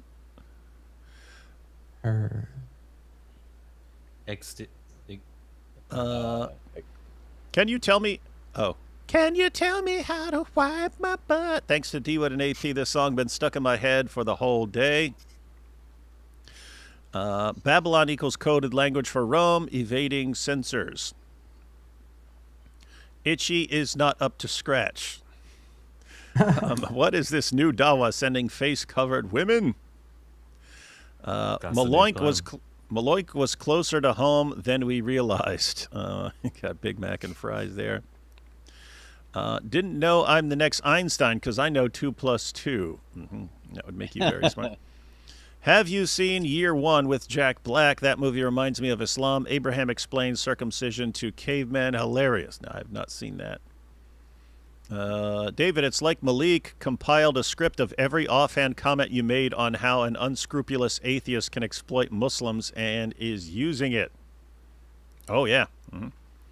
Malik, this is Speaker's Scout number 3. Mojab sighted. Over. All right, we book it now. Club Pyru. That is 100% correct. They should be quoting Psalm 129:3. That's the most obvious prophecy of Mo in the Bible. Sorry, Isa. Yeah, that's specifically a prophecy about the night of Al-Zut. Now we've got, hey, Isa. Isa showed up in the chat here. Thank you, D-Wood, Chris, Anthony, Jai, and chat. This dude didn't even greet Isa. What the heck is wrong with him? Okay. I don't know why. Here we It go. might have been sent earlier. We've established that Itachi is the expert in Hebrew.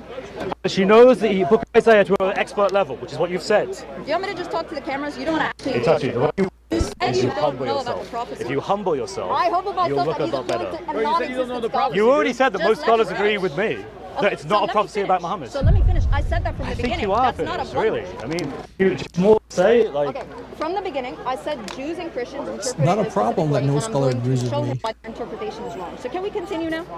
Well, I mean, Can we continue? are you going to have Can we overwhelming engage? evidence for this prophecy? Yes, I am. Can you we are. engage? So, overwhelming evidence. Yes. Okay. Yes. Go on. Beautiful. So the Continue. first part we already completed. Cyrus and Darius is referring to Media and Persia, according to Daniel 6. Okay.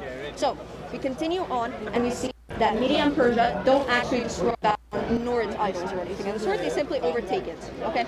Now. That seems sketchy. That seems sketchy. Wait. So, what is destroying them? So, if I go into a city and like burn everything, but there's still technically a few things left, I destroyed it or not? I'm guessing the mic problem is because there's people have so many mics, and some people are like on the same wavelength and stuff. That happens. Probably have There's the same model of mic. well, I mean, you can set them to various frequencies and stuff like that. But I've had mics before where it said it tells you how to test the frequencies that are in use in the area to get one that no one else is using. So if that doesn't happen, sometimes there can be some. I mean, it could be interference from a totally different mic and so on. And they worship the So, wait. If I destroy entire buildings, I raise the buildings, I kill all the cattle, there's still idols there. Is that destroyed or fine. not? That's fine, because there's two falls, bro. This is only the first fall. Well, you need both, don't you? So I'm getting to the second one now. Yeah, but you need both. And you failed the There first has to be one. two. The first one, it didn't complete the prophecy. Yeah, but Itachi, if you're telling me there are two faults, Yes. and that's a prophecy, Yes. and I've already shown you the first one isn't correct according to what you've said. So you don't think it's a fall? It's not a fall. What I'm saying is I'm saying you have a Did very Cyrus take over icky Babylon? way of looking at Did it. Cyrus take over Babylon or You according to Jews wait, and say two different. So you overran it, but then it's like, oh, but it wasn't destroyed because there was. idols are not destroyed. That's what I'm Right. saying. Babylon itself is you'll have a taken over. It says the fall of Babylon. So what's the relevance of the idols? Because the verse says the idols have to be shattered. Oh, that is part of the prophecy. Yes. Okay. not- So it goes back to my earlier critique then. So they probably did shatter idols, but they probably No. left some. Because he worshipped So them. no idols were shattered. He, Are you saying that idols were shattered? God. Are you saying idols were shattered? We can blame JC for the audio. JC, Yeah. you need to Yeah, get your mic fixed. Yeah, we'll see if this eases up. Use the hyperbolic language, telling you to have to interpret it that way? It was fine for a while. Hang on. Let me. Someone remember 2348. I'm going to fast forward and see if it's better, and that way we know it's going to clear up here in a few seconds. So let me just go here. Some random point because you wanted to bring that up. Are you okay? You jumped. Are you okay? Is that what, Psalm did you not do 22 that? to show you what So you Christians did do when do it comes that. to prop. You No, did. Right. You did do that. bro, Okay. trap. Okay, this is ridiculous at this point. You already said it. Let me finish. Okay, this looks like it continues for a while. What do you guys want to do? Do I want to keep fast forwarding, or do we just want to say we got the argument? Is she coming to I a think point? there's. I mean, I think what I want you to kind of get is that at no point does she summarize this. This is just how it is now. So, yeah, it's kind of weird. Okay, let me fast forward a little more, and then we'll see if the audio clears up. I heard something about Psalm 22, and this is what Christians do with prophecy. This is not Christians doing something with prophecy. That's the Lord Jesus himself quoting it and applying it to himself. So if you have you have a problem. Yeah, I don't know where she was going with that, but I'm assuming she was just trying to make a point and say that this. I think what she might be getting at is like she thinks hers is more clear than Psalm 22 or some like her prophecy of Muhammad is more clear than Psalm 22. You see what Christians do, and at least we have clear prophecies, and you've been pointing out the entire time that her thing is the furthest thing from clear. When Psalm 22 is the exact opposite. It's incredibly clear when you see it. Yeah, like it only works if it's about Jesus. It only works if it's about Jesus, and it is the about person Jesus. who is about quotes it. So yeah, exactly. I remember Muhammad never quoted. quoted. Yeah, Muhammad never quoted Isaiah 21 about himself or anything. He never quoted anything about it and said, "This is fulfilled in me." You've heard this. Yeah, I'm sure Anthony has a lot to say about that. So one thing I'll say just real quick on Psalm 22 that I don't think a lot of people even consider. There's a huge amount of stuff to talk about there, but one thing, think about this. David is composing this psalm, and it's to be used in the corporate worship of God at the temple, and of course it would also be used in other worship contexts. But who's David going to compose a psalm about that the people of God are going to sing at the house of God as an act of worship? and then when you look at the psalm, I mean, first of all, I mean, he's just writing about, he's not writing about himself, obviously. He didn't suffer that horrendously. But he's writing about we don't read about any Israelite in the history of the Old Testament that suffered that way. And David is composing this, it's about some unknown Israelite who wasn't significant enough to be mentioned, right? Because other people will say it's just a historical figure that he's talking about. There are even Jews. There were Jewish interpretations that said it's about Esther, but it's a man. It's a male throughout that's already a problem. But my point is just to say, it's outlandish to think that David, the psalmist of Israel, is composing these psalms for the corporate worship of God, and it's going to be about some Israelite who doesn't make it into the historical records. I mean, it's pretty laughable. But if you look at the psalm, this person's suffering suddenly issues forth in the nations coming to the worship of God. So somehow this person's suffering results in the families of the earth coming to God to worship. So, but there is really a lot. You could say it's almost testable, right? Like some prophecies, like, being a light to the nations, and, Isaiah 42, 49, like these things are almost testable. Like you can see, okay, who did that? We can look historically to see who brought, these Gentiles from paganism, from sinful lives, from all the evil, from idolatry, from whatever, background, into the worship of the true God, the God of Israel. Who did that? And it's always going to be the Lord Jesus. He's the one that you can point to and say, oh, that's the light to the nations. He's the one. He's the true fulfillment of that. And you could look at that, and you could statistically even, I'm sure, I don't know, IP probably has a study on it somewhere showing the growth of Christianity or something. But it's these are that example in Psalm 22, how it ends, it ends with the glory of God in the world, all the worship across the world. It's not unclear. It's not Christians just making things up. Real quickly, one of the mistakes that a lot of people make is thinking that the Psalms are like an anthology. They're just a bunch of songs, however important or inspired they might be, thrown together, and they're not actually related to the psalm before and after it. If you look at a hymnal at a church, you don't think, how do I understand this song? Oh, I'll look at the song before it and the song after it. And that's the way a lot of people approach the Psalter. But the Psalter is actually presented as a book, which has a beginning, a plot, and a conclusion, and so forth. And when you read it that way, it actually turns out rather remarkably to give you actually a story. So just think really quickly about three Psalms, 22, 23, 24. In Psalm 22, you have horrendous suffering followed by universal worship. But then in 23, the figure's speaking, and he says, yea, though I walk through the valley of the shadow of death. Certainly the figure in Psalm 22 did, right? And then he says, I'll fear no evil. And then he says, you have anointed my head with oil. Any Jew hearing this language would necessarily think of the Messiah. You have anointed my head with oil. And then he says he's going to dwell in the house of the Lord forever. When you get to Psalm 24, it talks about a figure ascending up into the heavens and into the house of God. And it says, lift up your heads, O you gates. Lift up your heads, you everlasting doors, so that the King of glory may come in. The anointed one, right? The King. And so all these Psalms read in order actually present the sufferings of the Messiah passing through the valley of the shadow of death. He's the one who's anointed. He's the king who then ascends up into the heavens. So yeah, all I'm pointing out is just there's all sorts of stuff that goes into interpreting Psalm 22 to be about Jesus that cause what she's talking about to look absolutely, stupid. It says camels. Yeah. It says camels. What else could that be?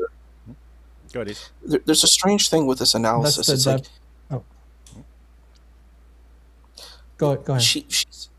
Oh, I'm sorry. I apologize. I think the thing that I think is strange is that she's like trying to analyze the Psalms. She's trying to analyze the corpus of the Tanakh, but she thinks it's corrupted. So I'm like, why are you analyzing this corrupted text? Like, what value do you get from this?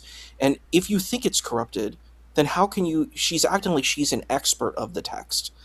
I'm like, the thing is, if I'm going to look at Christianity. She is, yeah. She actually She made claimed that to be claim. an expert on this passage and on the Hebrew of this passage, although she doesn't know.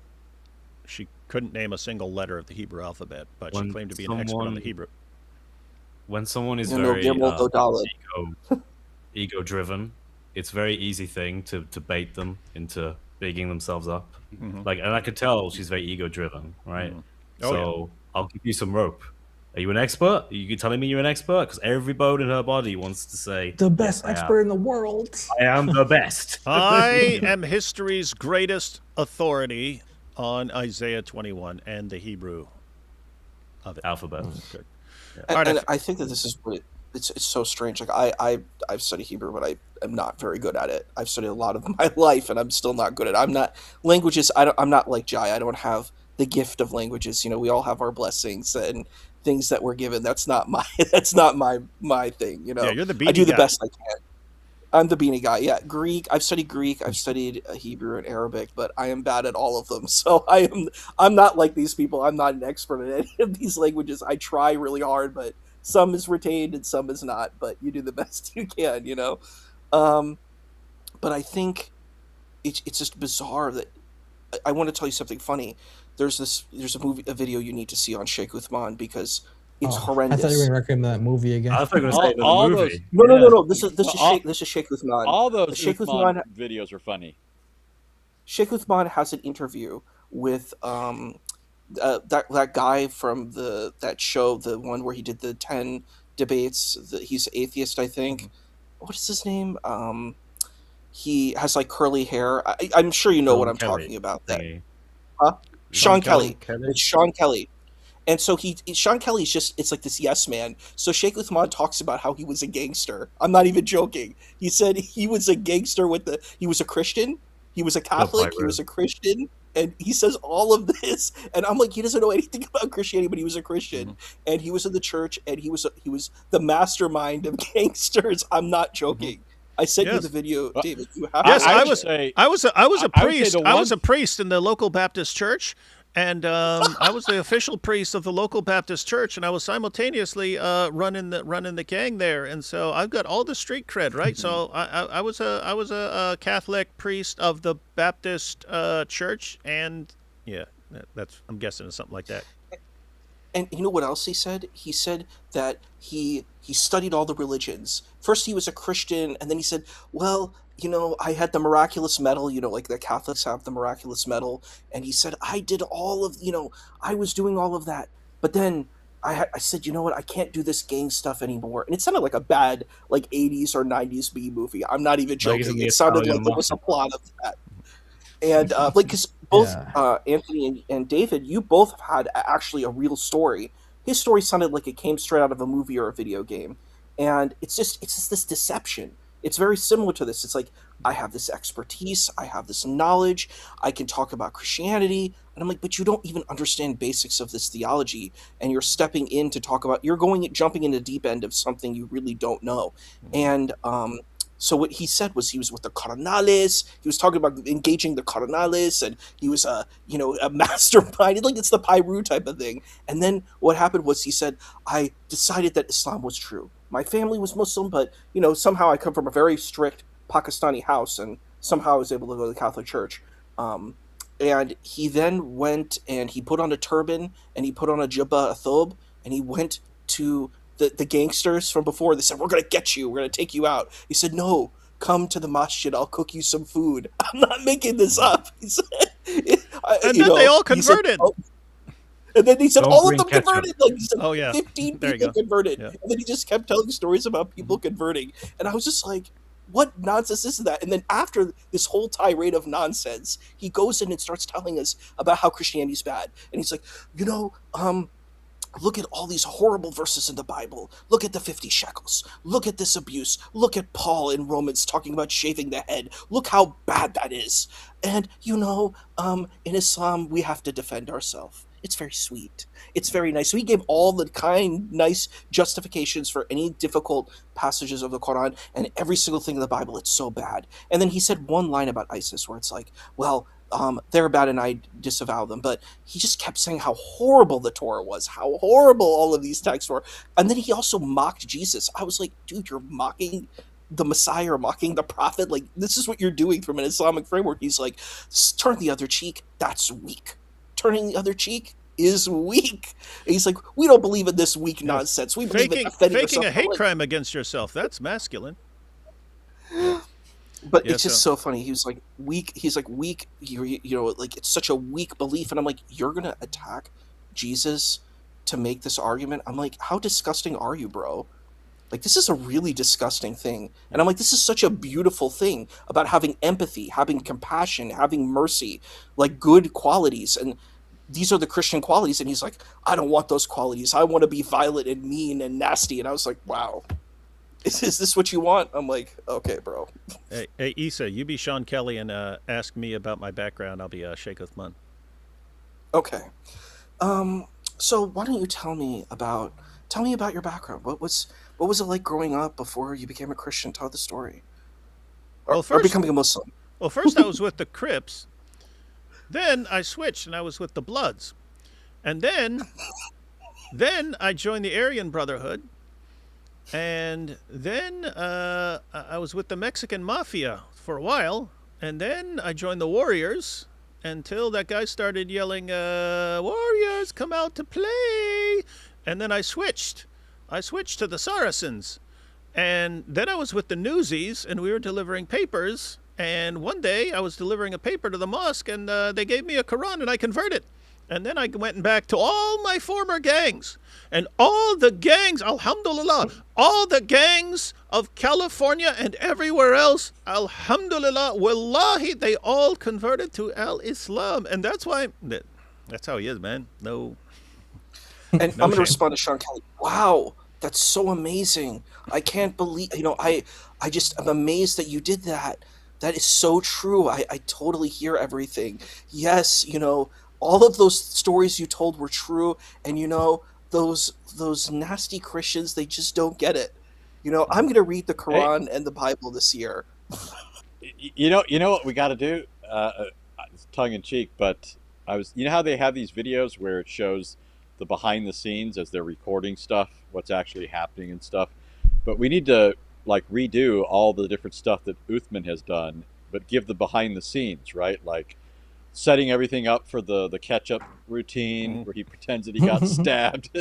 Yeah, but somebody plays Uthman. Yeah, we'll get Issa to play. We'll get Issa to play Sheikh Uthman. Yeah, and then would love to. And then go out in front of the Southern Baptist Theological Seminary. Yeah, hey, he's been saying for years that they're working on a documentary about his life. In fact, after he faked the hate crime against himself, and people started saying, why do police and the prosecutors and everyone say they've never heard of any of this? You're saying this guy's in prison and all this. How come no one has any detail? Don't worry, alhamdulillah. This is what he said. Alhamdulillah, they're making a documentary about my life and all of this will be shown. And this was years ago that he said this. Still haven't seen it. But we can make that documentary. The Sheikh Uthman story with Issa. And yeah, we could do that. It'll all be like setting up for the fake hate crime and all that stuff. And yeah, we could do that. You know what's wild is that I actually looked up his stuff. He actually got CARE to publish something for him. I'm like, dude, you're like a nationally recognized organization. You should fact check these things. Mm-hmm. You're putting your own name on the line for this as an official organization. And I saw some other Muslim publication posting some you shouldn't just trust this stuff. You should fact check it because now your own credibility is on the line. And I would recommend people email CARE and email this Muslim publication. I'm like, you shouldn't be publishing fake news. You should make sure that this is verified, you know? Because even if you look at their articles, they don't even give evidence. It just said, oh, yes, this is the situation. We have to be against Islamophobia. And I'm like, okay, that's fine, but you need to tell the truth. You're a nationally recognized organization. You don't want to be telling lies and mistruths on your website, or it takes away your credibility from the work you're doing. I don't think they're nearly as concerned about deception as you are, Isa. I'll just leave it there. Let's see if this audio cleared up, though, guys. Let's see. Wait. Before we do, I just want to go back, way back to what Anthony was talking about with the Psalms in general. Some people, like Anthony was pointing out, there's some misconceptions that we have when we think about the Psalms sometimes. And if you go to, I just pulled up the passages so I quoted them correctly. 2 Samuel 23, David identifies himself there as the psalmist, which we already know because many psalms do identify him as the one writing the psalm. But it says that he is anointed by God, and that the Spirit of God spoke by him. His word was on my tongue, the God of Israel. So that, and you couple that with 1 Chronicles 25, where you have the sons of Asaph and that speak about them prophesying according to the order of the king. So here are psalmists and David previously speaking by God's Spirit, prophesying things to come. So it's not just that like a psalm is, although you can relate to a psalm, like maybe like, many times, like, there's like comfort or you're going through a difficulty or something like that, and you can relate to the psalms, but also there's I guess you could say it's layered or something, but there's actual prophecy there, and that is what the Bible identifies as like even when Jesus opened up the eyes of the apostles, it says he goes to the psalm, he opens up their eyes and shows them where the Christ was to suffer for 3 days and then rise from the dead, right? So in Luke 24, so there is prophecy in the Psalms are prophetic. The Psalms are prophetic, and it's not just like contrary to what Korah or Itachi.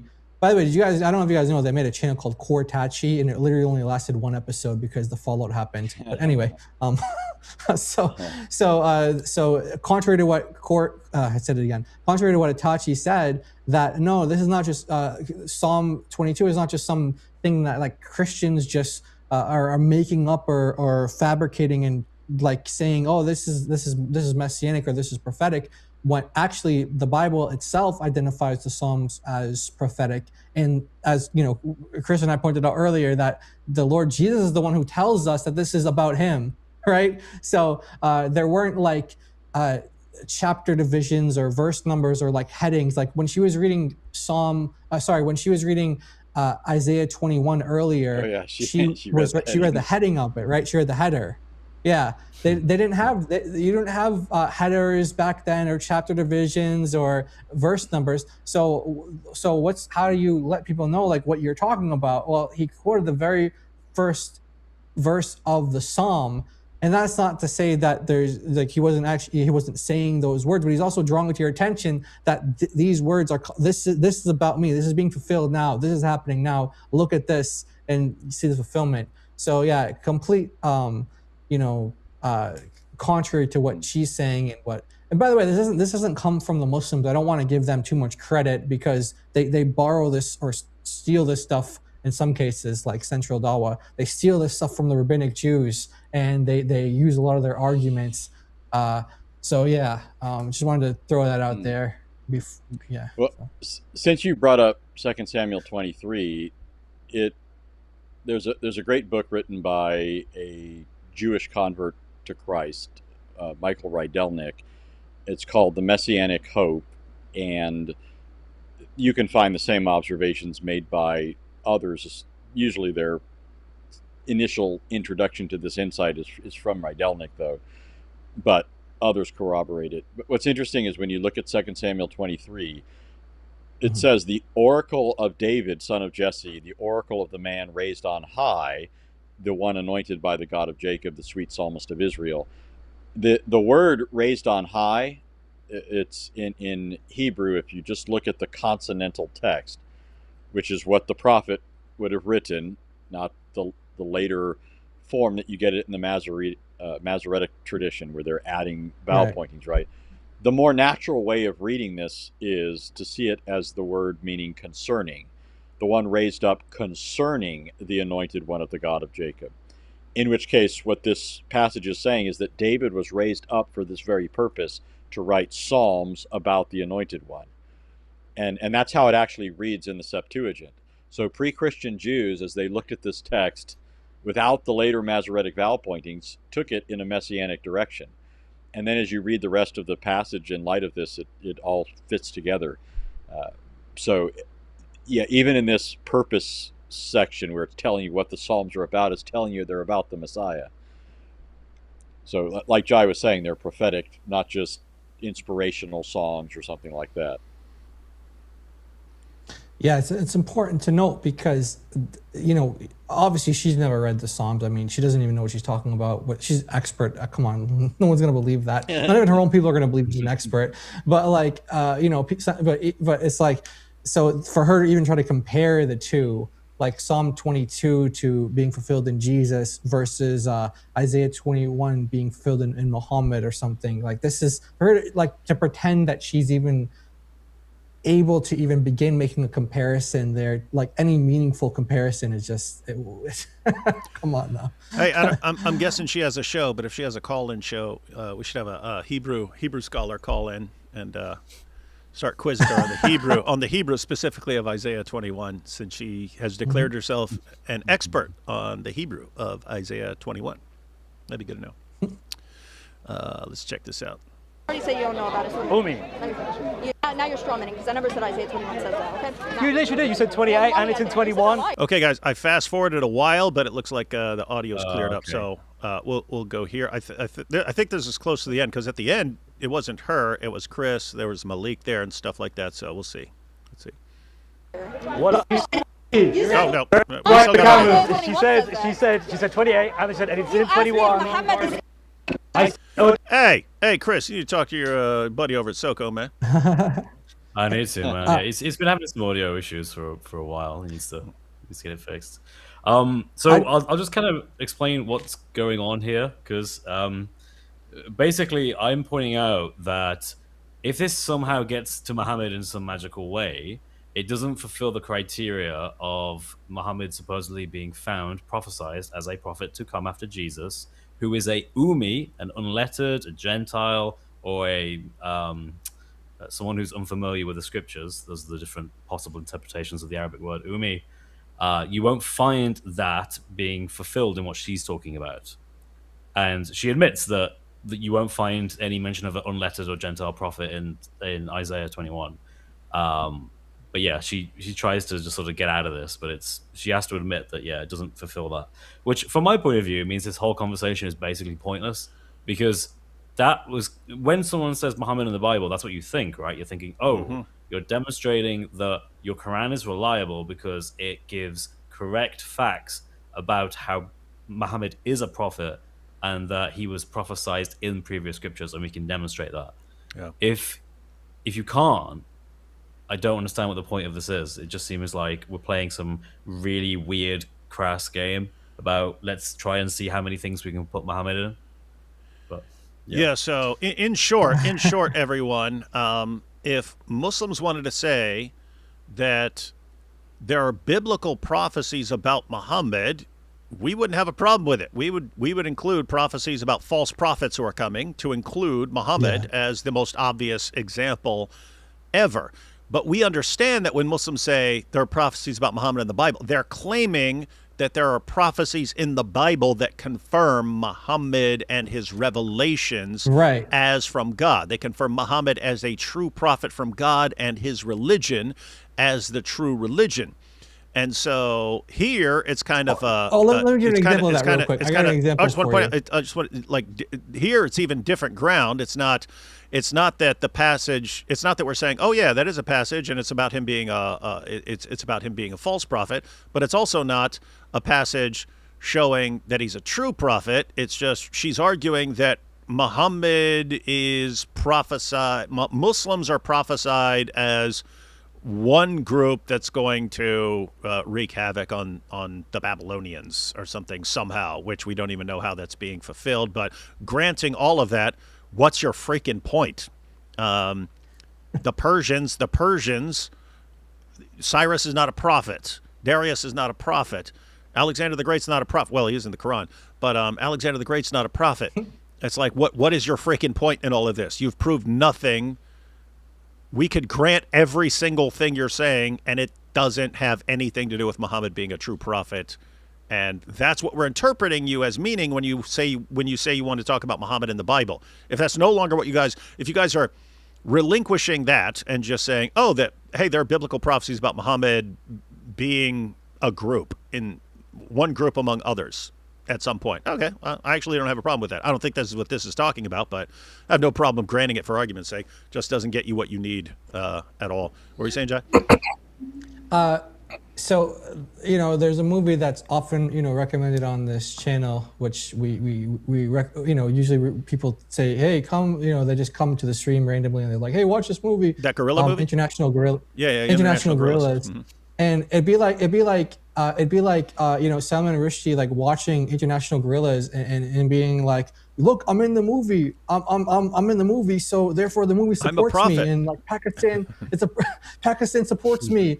But it's like, you're the villain in the movie. You're the one that's like pointed at there's evil character. You're not this, like, you're not foretold or as like some kind of like positive figure or character. So when the Jewish like Maimonides, when he's talking about that, he's saying the madman, this insane person, by the way, he's also using what's the passage, Anthony? It's in Hosea where it says like the crazy false prophet or something like. He uses that same word there and he applies it to Muhammad, like pointing, like he's saying he's crazy, but it's because in Hosea it refers to a false, like the prophet as like a false prophet as crazy. So he's using like biblical language to describe a false prophet as someone crazy. So he's saying, hey, there's a crazy guy who's going to be coming before the Messiah comes. And yeah, guess what? Isaiah spoke about that, about the camel rider and then the donkey rider.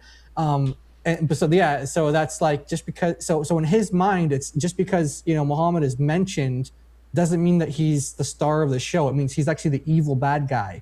Like Salman Rushdie, International Gorillas, like all we need is like Isaiah. Yeah, so he's the camel rider who was himself ridden.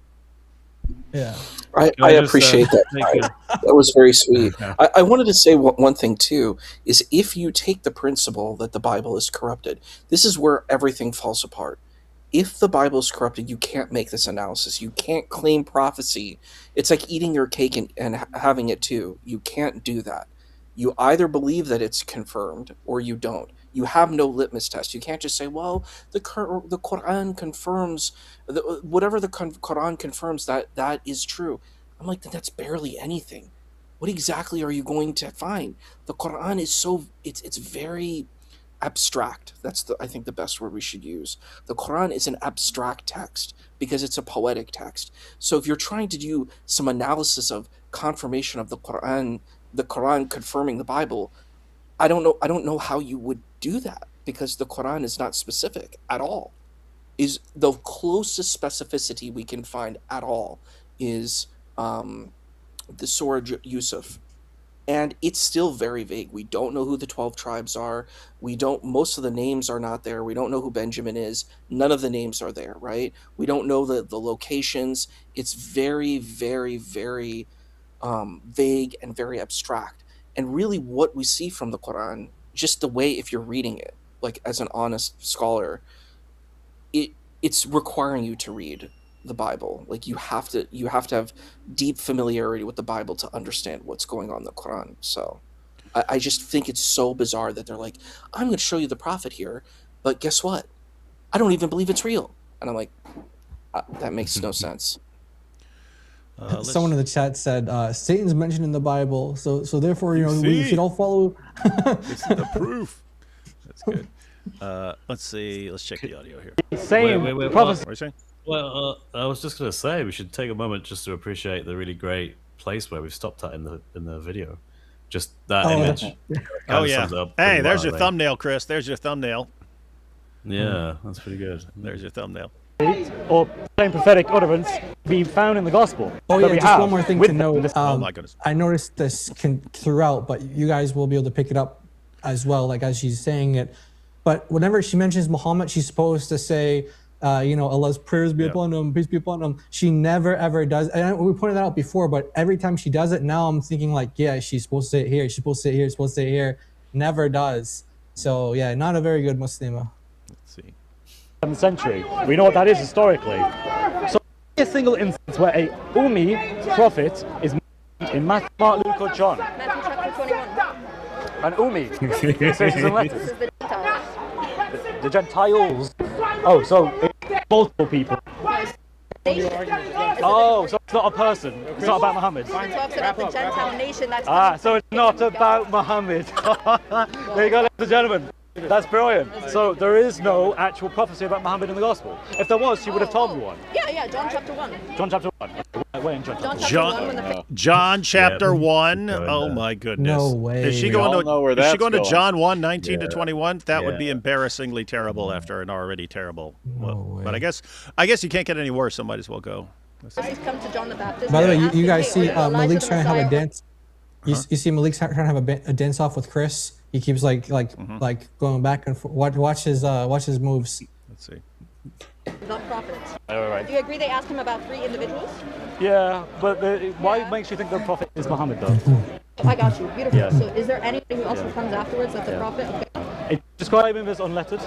Does it say that he's a prophet? And There you go, ladies and gentlemen. So the prophet was Ummi. So unlettered, Gentile, or unknowledgeable about the scriptures. Okay, so when we take the words, of the conglomerate of the gospel, what we find is that there's a Gentile prophet going to come, and so the Gentile aspect is spoken about in Matthew 21. Okay, so not John 1. Okay, right. Matthew 21 So and 22 Gentiles talks about the are Gentiles. not a John prophet. talks That's a about group of people. prophet. Right. John chapter Yeah. 1 talks Yeah. about a prophet who's Yeah. supposed to come. The Yeah. prophet. Gentiles, by the way. Who is it? That's Jesus. Oh, Jesus is the prophet and the Messiah. Yeah, they're expecting people there Why is that fiction? because they're expecting 3 people, not 2. Why? Oh my goodness!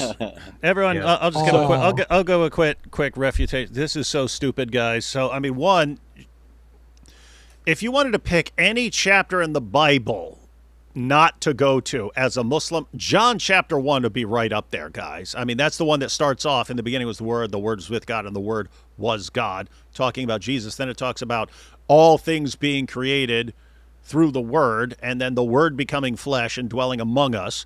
You have John the Baptist saying that Jesus is the Lamb of God who takes away the sin of the world, and confirming that he's the Son of God. And then the chapter ends with one of Jesus' apostles saying that he is the Son of God, the King of Israel. And right there in the middle of all this, they go to this passage where the religious leaders ask John the Baptist if he's Elijah, if he's the Messiah, or if he's the prophet. He says no. And so they say, oh, they're expecting 3 separate individuals here. And she's saying, oh, do you believe Jesus is the prophet and the Messiah? You can't believe that because they were expecting 2 different people. Okay, do you think the Gospel of John is affirming that the religious leaders had the correct expectations about the Messiah? Because you seriously need to keep reading. The book of John is that they got all kinds of things wrong in their expectations. But here you go, Itachi. If you want to say that these Jewish leaders were completely correct in their expectations about the Messiah, they were completely correct, and they were completely correct in their expectations about the prophet, and that there were therefore 2 different individuals, the Messiah and the prophet. You want to say they're correct? Great. Who did they come to and ask? An Arab?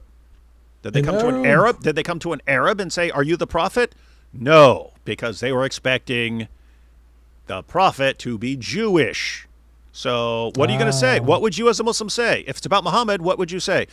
They were wrong. They didn't know what they were talking about. Their expectations were all wrong, which is specifically what you're objecting to here. This is so insanely stupid. This is where she went. Let's just play this. May not be two. Because he talks about the Real Messiah quick, and the prophet separate. Is the Messiah a prophet? Oh dear. Oh, Steve. That makes That's what he Now- said. He said a prophet. prophet. absolutely fine. The Messiah is a prophet. The prophet. You're Okay, now you've switched it back to the. Okay, so as well. I said the. So you know, so it's fine. Anyway, now remember, Say that show me Messiah is Umi, the prophet. show me. Hey, this audio is So- jacked up, man. I'm wondering. Yeah, I'm just gonna say. I actually want the to. I actually want to. imagination I actually of want to check the original to make sure that it wasn't just corrupted in my rendering here, because. Yeah, I'll check no, actually. What's up? Yeah, it's worth checking, but it wouldn't surprise me if it was in the original. That just because- happens. Anyone who deals with audio, wireless audio, and stuff like that in settings, this happens periodically. What time snip are you up? This is 35:05 right now. Okay, 35. I'm gonna mute. It's real right by quick the and end. It's see. right by the end. Yeah, just check for us. I'll play a little more because it's almost the end. Let's see. Gentle, unlettered, or show me. Thank you for that. That was really nice. I really appreciate that. Will you shake my hand, though? Huh? Will you shake my hand? We'll shake my hand. Good though, bro. Appreciate it. Sorry? I forgot you can't shake my hand. Sorry. Yeah, I had it. What's up? I had a bit of a brain fart moment here where I wanted to see if I could coax Malik to shake my hand, and he said no. And then just out of like politeness, I just turned to Itachi and say, "Will you shake my hand?" And then realized, oh yeah, she can't do that, can she? Well, in real life, she wouldn't care even slightly, because how much of Islamic's rules, how much of Islam's rules does she actually care about, and how much does Malik care about? I mean, sitting there in a Scarface shirt, representing Pyru, but no, I can't shake your hand. Yeah, I bet if his hand was a hot dog, you'd shake it, wouldn't you, Malik?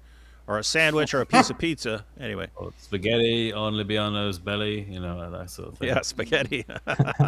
if you had a handful of spaghetti there, you'd be all over it.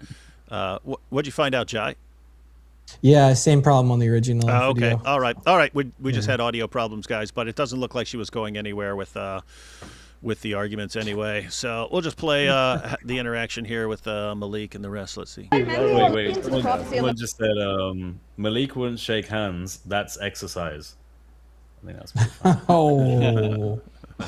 Well, I was wondering when he was moving back and forth, and Jai said doing a dance off, and I thought, that's going beyond what we can feasibly say of a man.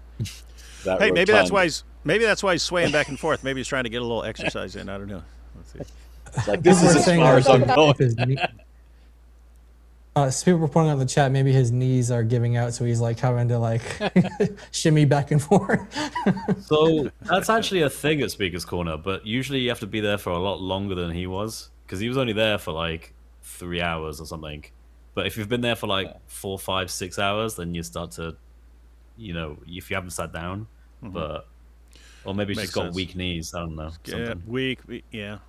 It's weird because in a lot of his live streams, he sounds like he's walking around, so you'd think he'd be getting some exercise, but I don't even know, man. Let's see. Some other time later when you could. Yeah. Well, I'm not the best person to ask. I know. I'm sure. There are I'm people sure Logic who. is going to want to talk about it. IP's going to Yeah, talk about IP it. would be a really good person to talk about it. I'm more than happy to actually discuss the substance with him if he wants to discuss the substance. This was a substance. Hey, Chris, you treated good here, right? Hey, Anthony, I know you have to go. Go ahead and cut out, man. We're just checking out the rest with Malik here. Alrighty.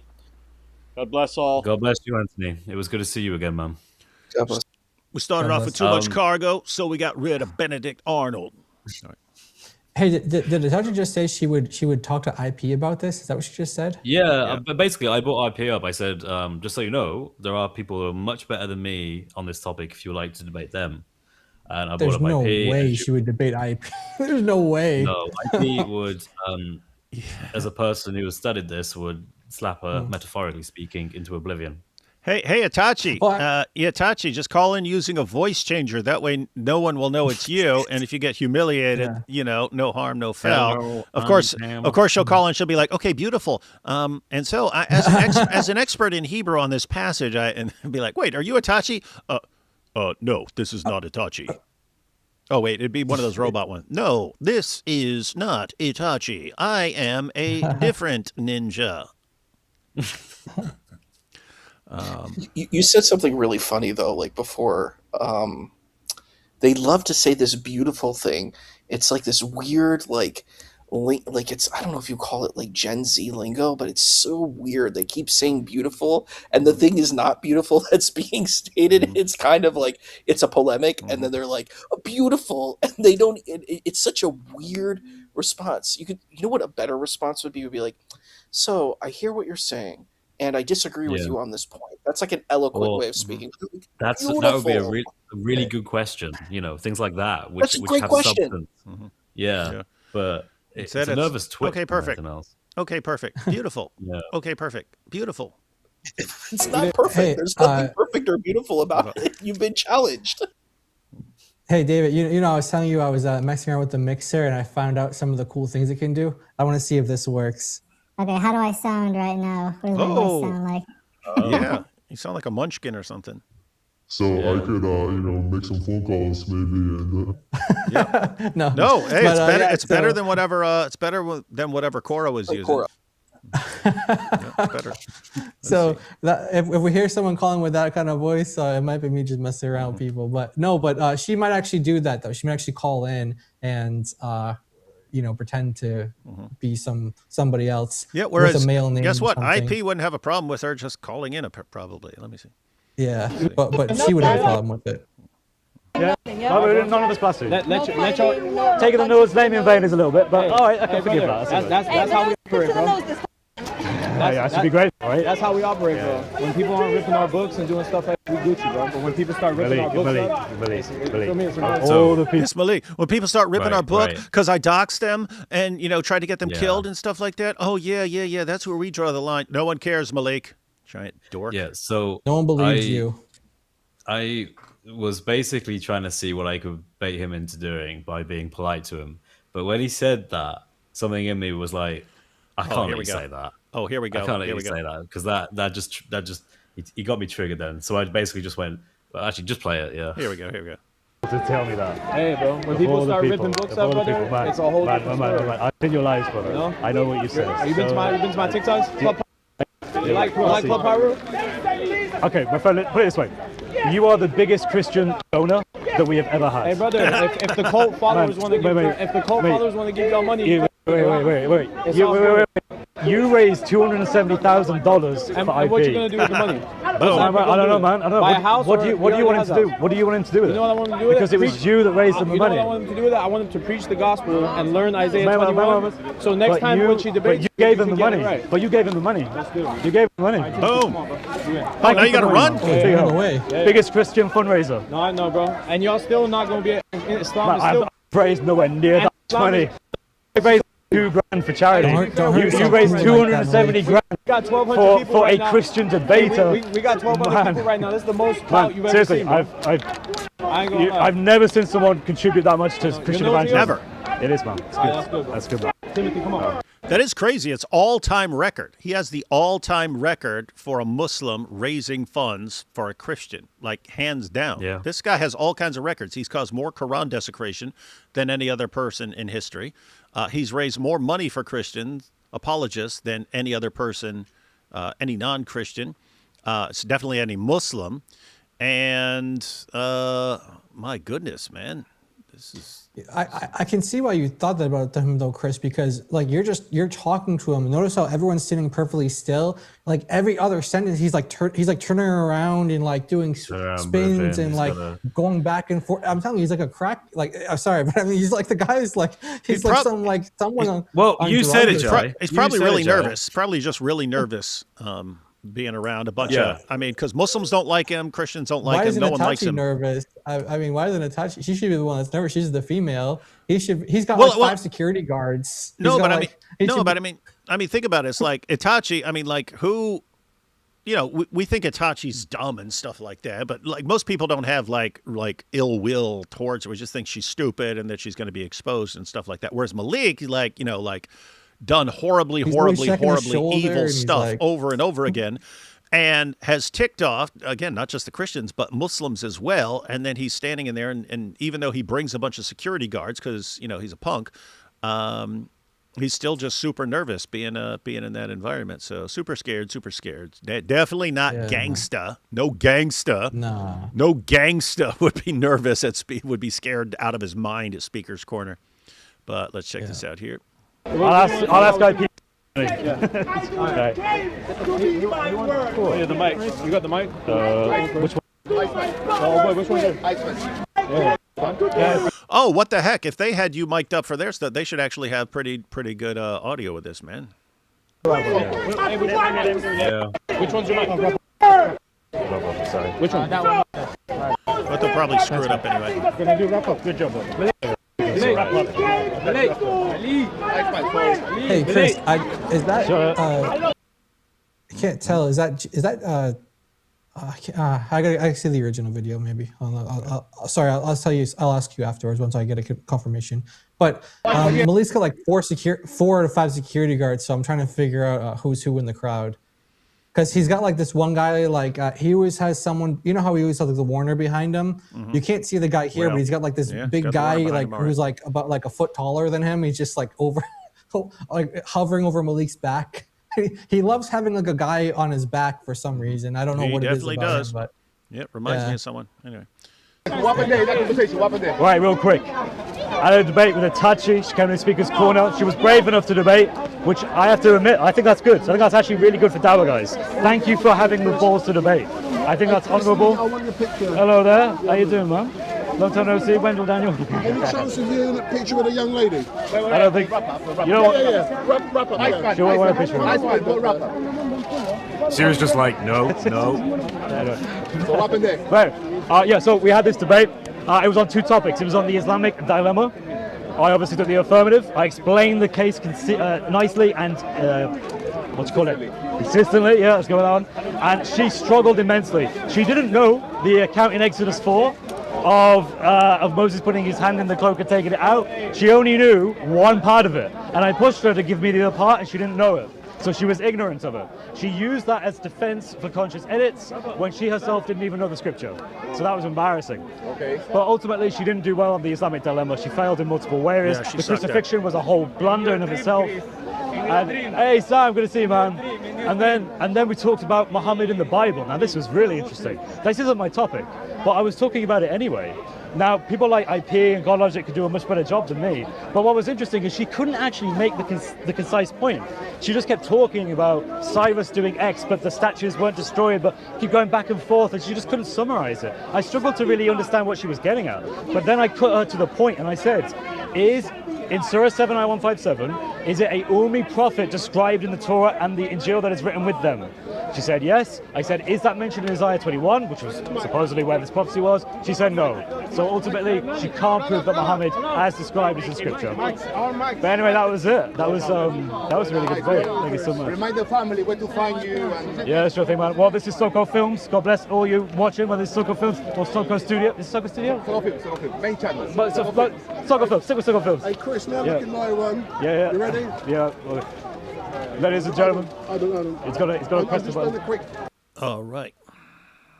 Yeah, that's basically it. I don't think it catches. There is some bit where Malik is like going back and forward with me and 2 Speaker's Corner regulars who are like they're atheists but they're friendly with Christians. And he then like says something, tries to say like, you know, Chris, your book isn't doing very well. And then I ask the audience, I know, right? Yeah. And I say, how many in the audience have bought my book? And like hands all go up and I start pointing at them all. And then I say, how many people have bought your mixtape, Malik? And yeah, not a single. Wait, was that in that clip? It might have been somewhere. It's somewhere. I have seen it. I mean, was it at the end? Was it at the end like that? Because there was like a minute left on the video. I just thought it was. It might have been. It might have been. Well, We're going to find out. Check it, you know where. Yeah. Awesome. So, Chris, today was described as a takeover. Yeah. Has there been a takeover? Not really. Not that I've seen. Not that I've seen, ladies and gentlemen. So, what's happened today? Well, so we had some really big Dawah guys and a Dawah manager, which is Malik, this guy here, who came to Speaker's Corner because they wanted to debate. Boy got bait today, man. Hey, Chris, yeah, Isaiah 21. Man. He raised 270 grand Isaiah for 21, Christians. man. The boy don't know. David, he raised you're not teaching the 270 boys? grand for Christians, man. David's not teaching Can I the shake boys your hand, Isaiah man? Thank you so 21, much, man. man. Thank you so much. I'm not- Man, you raised so much money. I haven't. I know, bro. I've raised so little in comparison to what I he's know, raised for because Christians. they don't like you. The Christians don't like you, bro. They don't want to give you But money. they love you. But they love you. Hey, give me money. Let me go buy Has some there been a rounds, man. takeover? Don't worry about it. Is this a takeover, man? I don't know, man. I mean, we're I taking don't know, man. over. I mean, I like your one shirt down, though, one but down. I don't know. One It down, don't seem one like a takeover to me. Scarface, No. So they bought some dais here. I had the pleasure of debating one of them. It didn't go well for them. Yeah. It wasn't a big takeover as they planned. They realised that actually when they do debate, they don't perform as well as they had hoped, and it's just been an embarrassment to them. So, do you think they'll be back next week? He's cutting the music now, so. I remember there was also one point where I think the guy was like an atheist or something like that, and he was trying to like get Chris to like help him out in a debate, and Chris is like, "Hey, I'm not staying away."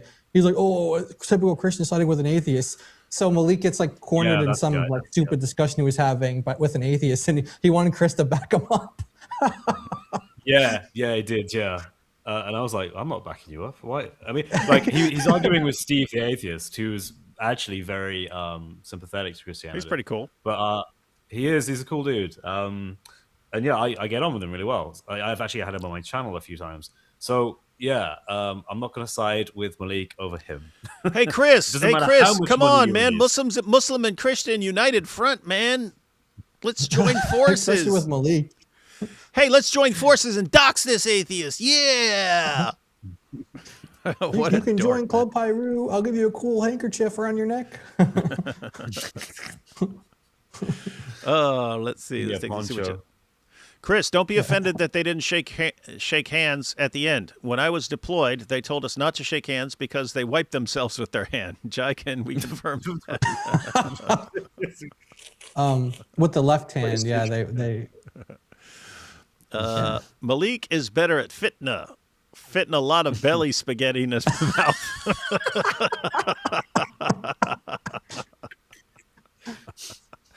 Oh man, classic. He needs to remix Eminem's, instead of palms are sweaty. He's gonna say like belly spaghetti. Libiano's belly spaghetti. Libiano's belly spaghetti. Malik is ready. It would be good just taking some of the video clips of Malik sort of swaying back and forth as his palms are sweaty, knees weak, arms are heavy. There's vomit on his scar face. Sure. Yeah. Libiano's belly spaghetti. Oh boy. Itachi tried to put Chris under a jinjutsu with her Sharingan and burn him with Sharingan. Genjutsu and Sharingan. If you wanted to, if we didn't already know you were a nerd, you just let that cat out of the bag, man. Well, no, the appropriate pronunciation of this this nerd term is with her Sharingan and burn him with Amaterasu. Great. Okay, so we know who the local expert on nerd stuff is. Isa is the Mahdi. He's an expert on that. Yes, he is. He's good. And beanies. Maybe 20 actual scholars could go say hi to him at the park. That'd be funny.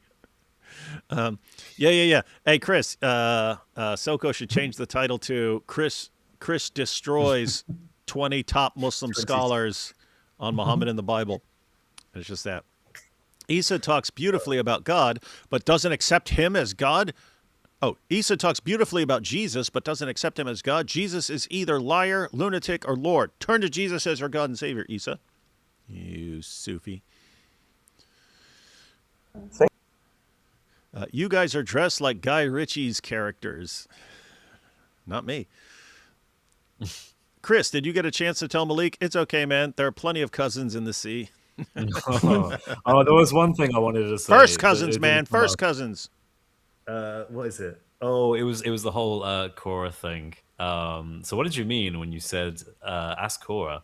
when someone said, "Are you gay?" Oh, yeah. I wanted to bring that up. Yeah. No, that'd been a good one. Why are the horseman and the donkey rider each represented as a singular persons, but then the singular camel rider represents a group? Because that's why. Then we have Chris. Your parting words to Malik should have been a recommendation on where he could get spaghetti in London, where he could get good spaghetti in London. Yeah, it's at a place called Libiano's Belly Spaghetti. Well, I already thought this, but seeing it is totally different. Malik is literally the least intimidating person I've ever seen. Yeah, looks like he's about to fall over and break into pieces like Humpty Dumpty. All right, guys. Anything else before we close out? I'm gonna redirect over to. I've got this set to redirect to IP's live stream right now. IP is live. Anything else before we close out? I have something. I just say shocker. The statement that I would say is that it's just like the movie about gorillas. I'm sorry. Go ahead. You're funny. I think having support and empathy and compassion for Itachi is important. She's in this like really intense Salafi space, which is really not great for women. She probably faces a lot of abuse, like verbal abuse, and she probably all kinds. And I feel really bad for her. I think it's really difficult. It's not a really easy space to be. It's a really toxic space, and I think she's just trying to kind of have a place in this space, but I don't know. I don't think it's a very healthy place, and I even think it's very difficult for women, even who are involved. Like if you get married and stuff, like just the way that they treat women is it's deeply problematic, and I feel all of that. I feel deep compassion and empathy for her. So I don't know.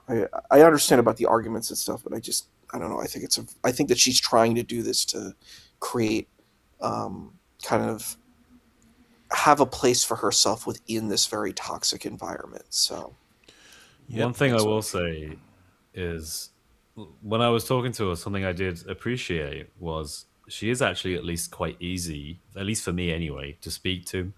She actually does let you speak. I mean, she obviously like jumps in and interrupts and all the stuff, but I didn't feel like at any point there was, I don't know, like some genuine hatred or anything like that. Because sometimes you get that from some people. Like this guy literally wants me dead and he hates me right now. But I didn't get anything like that from her. And she was amicable at the end, So I think there's something to be said for that at least. And I do obviously, as a Christian, hope for her to be saved. And starting with you, Issa, though, you have to do it first. That's how it works. So I appreciate you. Thank you. Yeah, I think Issa. that points. I think that points to just be like being for show for her. Like, she wants to like show for the camera. She wants to get her clips in and things like that. So it's like maybe she's not really like how she's portrayed on like because she's like afterwards she was like nice or whatever. But even during the conversation, she's not like as aggressive as Cora, for example, right? Cora interrupts like every 5 seconds. So it wasn't like that. But yeah, maybe this is just like part of the act. Like her LARP is Malik tells her to be like extra, at some points because you gotta get the clips and the clips bring the views and the views whatever.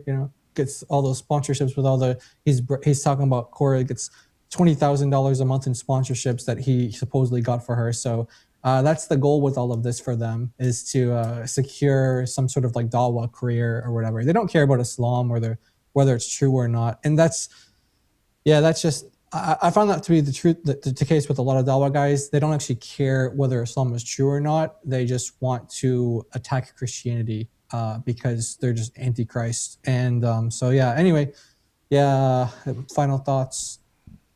Islam is false and Jesus Lord.